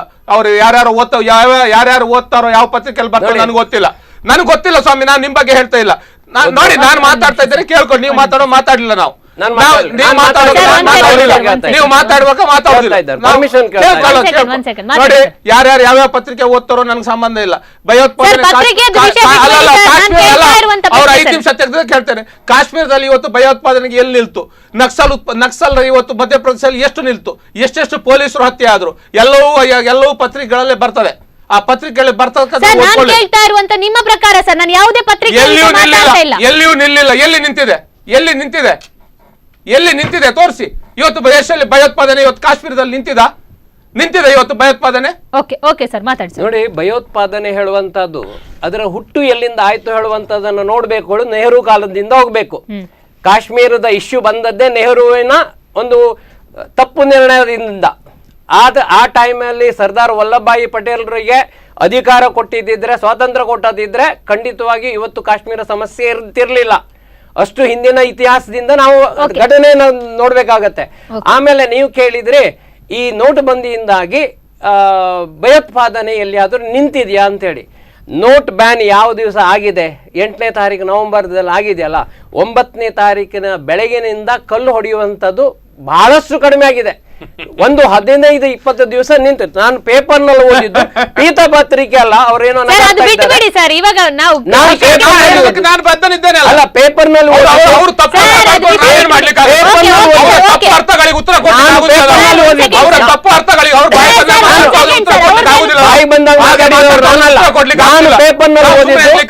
15-20 ದಿವಸವರೆಗೆ ಒಂದು ಕಲ್ಲು ಹೊಡೆಯುವಂತ ಪ್ರಶ್ನೆ ಬರಲಿಲ್ಲ. ಯಾಕೆ ಕೇಳಿದ್ರೆ, ದೇವರ್ ಫೈನಾನ್ಸ್ಡ್ ಬೈ ದ ಪಾಕಿಸ್ತಾನೀಸ್. ಅವ್ರಿಗೆ 500 ರೂಪಾಯಿ ನೋಟ್ ಕೊಡ್ತಾ ಇದ್ರು. ಒಂದು ದಿವಸ ನಿಂತು ಕಲ್ಲು ಹೊಡೆದ್ರೆ 500 ರೂಪಾಯಿ. ಆ ನೋಟ್ ಎಲ್ಲಿಂದ ಬರ್ತಿತ್ತು? 1000 ರೂಪಾಯಿ ನೋಟ್ ಎಲ್ಲಿಂದ ಬರ್ತಿತ್ತು? ಅದು ವಿಷಯ ಬೇರೆ. ಸೊ ಹಾಗೆ ಈ ನೋಟ್ ಬ್ಯಾನ್ ಆದ ತಕ್ಷಣ ಅಲ್ಲಿ ಸಪ್ಲೈ ಆಫ್ ಫಂಡ್ಸ್ ಅಬ್ರಪ್ಟ್ ಆಗಿ ಸ್ಟಾಪ್ ಆದ ಕೂಡಲೇ ಒಂದು 15-20 ದಿವಸ ಕಲ್ಲು ಹೊಡೆಯುವ ಪಂಚಾಯತ್ಗೇನೆ ಇರಲಿಲ್ಲ. ಸೊ ಆ ಮಟ್ಟಿಗೆ ಅದು 100% ಸಕ್ಸಸ್ ಆಗಿದೆ ಯಾವುದು ನೋಟ್ ಬ್ಯಾನ್ ವಿಷಯ. ಆದ್ರಿಂದ ಏನೂ ಸಕ್ಸಸ್ ಆಗಲಿಲ್ಲ ಹೇಳಿ ಟಾಮ್ ಮಾಡುವಂಥದ್ದುಂಟಲ್ಲ, ಒಂದು ನಿಮಿಷ, ಟಾಮ್ ಮಾಡೋದುಂಟಲ್ಲ, ಅದು ಆಧಾರ ರಹಿತ. ಇವತ್ತು ಜನಸಾಮಾನ್ಯರನ್ನ ಕೇಳಿ ಪ್ರತಿಯೊಬ್ಬ ಹೇಳ್ತಾ ಇದ್ದಾನೆ, ಜನಸಾಮಾನ್ಯರಿಗೆ ನಮಗೇನು ತೊಂದರೆ ಆಗಲಿಲ್ಲ ಹೇಳಿ. ಈಗ ನಾನು ಜನಸಾಮಾನ್ಯರಲ್ಲಿ ಬರ್ತೇನೆ. ನಾನು ನೋಟ್ ಬ್ಯಾನ್ ಆದ್ಕೊಳ್ಳಿ, ನನಗೇನು ತೊಂದರೆ ಆಗಲಿಲ್ಲ. ನನ್ನ ಹತ್ರ 500 ರೂಪಾಯಿದು 1000 ರೂಪಾಯಿದು ಒಂದು 5-6 ನೋಟ್ ಇತ್ತು. ಅದನ್ನು ಬ್ಯಾಂಕಿಗೆ ಹೋಗಿ ಎಕ್ಸ್ಚೇಂಜ್ ಮಾಡ್ಕೊಳ್ಳಿಕ್ಕೆ ನನಗೆ ಏನೂ ತೊಂದರೆ ಆಗಲಿಲ್ಲ. ಅದಕ್ಕೆ ಸಾಕಷ್ಟು ಸಮಯ ಕೊಟ್ಟಿದ್ದಾರೆ. ಆಮೇಲೆ ನೋಟ್ ಬ್ಯಾನ್ ಅಂತ ಒಂದು ದೊಡ್ಡ ಒಂದು ಏನು ಮೆಜರ್ ಉಂಟಲ್ಲ, ಅದನ್ನ ತಂದದ್ದಕ್ಕೆ ನಾವು ಅವರನ್ನು ಅಭಿನಂದಿಸಬೇಕು. ಹೇಗೆ ತಂದಿದ್ದಾರೆ ಅಂತಂದ್ರೆ ಅದು ಪ್ರಾಯಶಃ ಯಾರಿಗೂ ವಿಷಯ ಲೀಕ್ ಆಗ್ಲಿಲ್ಲ. ನಮ್ಮ ಹತ್ರ ಯೂನಿವರ್ಸಿಟಿ ಕ್ವಶನ್ ಪೇಪರ್ ಅನ್ನ ಲೀಕ್ ಕೊನೆಯದಾಗಿ ಸರ್, ಇವಾಗ ಸರ್ದಾರ್ ವಲ್ಲಭಭಾಯಿ ಪಟೇಲ್ ಅವರ ಒಂದು ಅತಿ ದೊಡ್ಡದ ಮೂರ್ತಿಯನ್ನ ಸ್ಥಾಪನೆ ಮಾಡಿದ್ರು ಗುಜರಾತ್ ಅಲ್ಲಿ. ಅದಕ್ಕೂ ಕೂಡ ಕಾಂಗ್ರೆಸ್ಗರಿಂದ ಸರ್ದಾರ್ ವಲ್ಲಭಭಾಯಿ ಪಟೇಲ್ ಮಾಡಿ ಕಾಂಗ್ರೆಸ್ಸಿಗರು ಅವ್ರನ್ನ ಮಾಡಿದ್ದಾರೆ. ಅವ್ರೇನ್ ಬಿಜೆಪಿ ಅವರು ಕಾಂಗ್ರೆಸ್ ಪಕ್ಷದವರು ಕಾಂಗ್ರೆಸ್ ಮೂರ್ತಿಯನ್ನು ಕಟ್ಟಿದ್ದಾರೆ. ಅದನ್ನ ಎಷ್ಟಾದ್ರೂ ಒಪ್ಕೊಂಡ್ರಲ್ಲ. ಅಷ್ಟಾದ್ರೂ ಈ ಸರ್ಕಾರ ಒಪ್ಕೊಳ್ತಲ್ಲ. ಅದೇ ಅದಕ್ಕೂ ರಾಜಕೀಯಕ್ಕೆ ಏನ್ ಸಂಬಂಧ? ಇವತ್ತು ಭಯೋತ್ಪಾದನೆ ಈ ದೇಶದಲ್ಲಿ ನೋಟ್ ಅಮಾನ್ಯೀಕರಣದ ನಂತರ ಯಾವ 1 ಇಂಚು ಭಯೋತ್ಪಾದನೆ ಕಡಿಮೆ ಆಗ್ಲಿಲ್ಲ. ಇವತ್ತು 1 ಇಂಚು ನಕ್ಸಲಿಸಂ ಕಡಿಮೆ ಆಗ್ಲಿಲ್ಲ. ಇದೆಲ್ಲವನ್ನ ಒಪ್ಕೊಳ್ಳೇಬೇಕು. ಒಪ್ಕೊಳ್ಳುದಿಲ್ಲ ಅಂತ ಹೇಳಿದ್ರೆ ಅದು ಅವರ ಏನು ಅವರು ಏನ್ ಹೇಳ್ತಾರಲ್ಲ, ಪೂರ್ವ ನಿರ್ಧಾರಿತವಾಗಿ ಮಾಡ್ಕೊಂಡು ಬಂದಂತ ಇದು. ಅದು ಬಿಟ್ರೆ ಬೇರೆ ಏನಿಲ್ಲ. ಈ ದೇಶಕ್ಕೆ ನೋಟ್ ಬ್ಯಾನ್ ನಿಂದ ಆದದ್ದು ಯಾವತ್ತು ಒಂದು 10-20% ಬಿಡಿ ಎಲ್ಲವೂ ಆಗ್ತದೆ. ಅದು ಬಿಟ್ರೆ 80% ನೋಟ್ ಬ್ಯಾನ್ ಅಂತಕ್ಕಂಥದ್ದು, 80% ಫೇಲ್ಯೂರ್ ಅಂತಕ್ಕಂಥ ಮಾತನ್ನ ಗಂಟಾ ಘೋಷವಾಗಿ ಹೇಳಲಿಕ್ಕೆ ಬಯಸ್ತೇವೆ. ಓಕೆ ಸರ್, ಇಲ್ಲಿ ತನಕ ಬಂದು ಸಾಕಷ್ಟು ನೋಟ್ ಬ್ಯಾನ್ ಮಾತಾಡಿ ಸರ್. ನೋಡಿ, ನೋಟ್ ಬ್ಯಾನ್ ಖಂಡಿತವಾಗಿಯೂ ಯಶಸ್ವಿಯಾಗಿದೆ. ನೋಟ್ ಬ್ಯಾನ್ ನಿಂದ ನನಗೇನು ಪ್ರಯೋಜನ ಆಯ್ತು, ಅವನಿಗೇನು ಪ್ರಯೋಜನ ಆಯ್ತು ಅಂತ ಹೇಳಿ ಅದು ಡೆಲ್ಲಿಯಿಂದ ಬಂದು ಸುಕ್ಕಿನುಂಡೆ ಹಂಚಿದ್ದಲ್ಲ. ನೋಟ್ ಬ್ಯಾನ್ ಹೇಳುವಂಥದ್ದು ದೇಶದ ಆರ್ಥಿಕ ದೃಷ್ಟಿಯಲ್ಲಿ ಮಾಡುವಂಥದ್ದು. ದೇಶಕ್ಕೆ ಒಳ್ಳೇದಾಯ್ತು ಹೇಳಾದ್ರೆ ನನಗೂ ಒಳ್ಳೇದಾಯ್ತು, ನನ್ನ ಕಿಸೆಯಲ್ಲಿ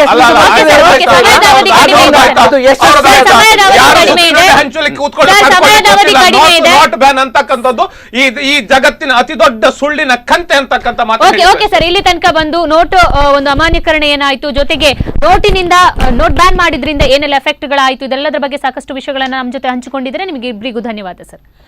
ವೀಕ್ಷಕರೇ, ನೋಟ್ ಬ್ಯಾನ್ ಆಗಿ 2 ವರ್ಷಗಳು ಸಂದಿದೆ. ಆದ್ರೂ ಕೂಡ ಕೆಲವರಿಗೆ ಇದು ನೋಟ್ ಬ್ಯಾನ್ ಮಾಡಿರುವಂತದ್ದು ಒಳ್ಳೇದಲ್ಲ, ನೋಟ್ ಬ್ಯಾನ್ ಮಾಡಿರುವಂತದ್ದು ಅವಶ್ಯಕತೆ ಇರಲಿಲ್ಲ ಅನ್ನುವ ಮಾತುಗಳು ಕೇಳಿ ಬರ್ತಾ ಇದೆ. ಇನ್ನು ಕೆಲವರು ಈ ನೋಟ್ ಬ್ಯಾನ್ ಇಂದ ಒಳಿತಾಗಿದೆ, ದೇಶ ಅಭಿವೃದ್ಧಿಯತ್ತ ಸಾಗಿದೆ ಅನ್ನುವಂಥದ್ದು ಮಾತಾಗಿದೆ. ಏನಿದ್ರೂ ಕೂಡ ಅದು ಯಾವ ರೀತಿ ದೇಶದ ಮೇಲೆ ಪರಿಣಾಮ ಬೀರ್ತಾ ಇದೆ ಅನ್ನೋದರ ಮಟ್ಟಿಗೆ ನೋಟ್ ಬ್ಯಾನ್ ಮಾಡಬೇಕಿತ್ತು. ಮುಂದಿನ ದಿವಸಗಳಲ್ಲಿ ಜನರಿಗೆ ಯಾವ ತರ ಈ ನೋಟ್ ಬ್ಯಾನ್ ಇಂದ ಉಪಯೋಗಗಳಾಗುತ್ತೆ, ದೇಶ ಯಾವ ರೀತಿ ಅಭಿವೃದ್ಧಿಯತ್ತ ಸಾಗುತ್ತೆ ಅನ್ನೋದನ್ನ ಕಾದು ನೋಡಬೇಕಿದೆ. ಇದೇ ಇವತ್ತಿನ ವಿಶೇಷ ಸುದ್ದಿ ಹಾಗೂ ಮನೋರಂಜನೆಗಾಗಿ ನೋಡ್ತಾ ಇರಿ ಸ್ಪಂದನ.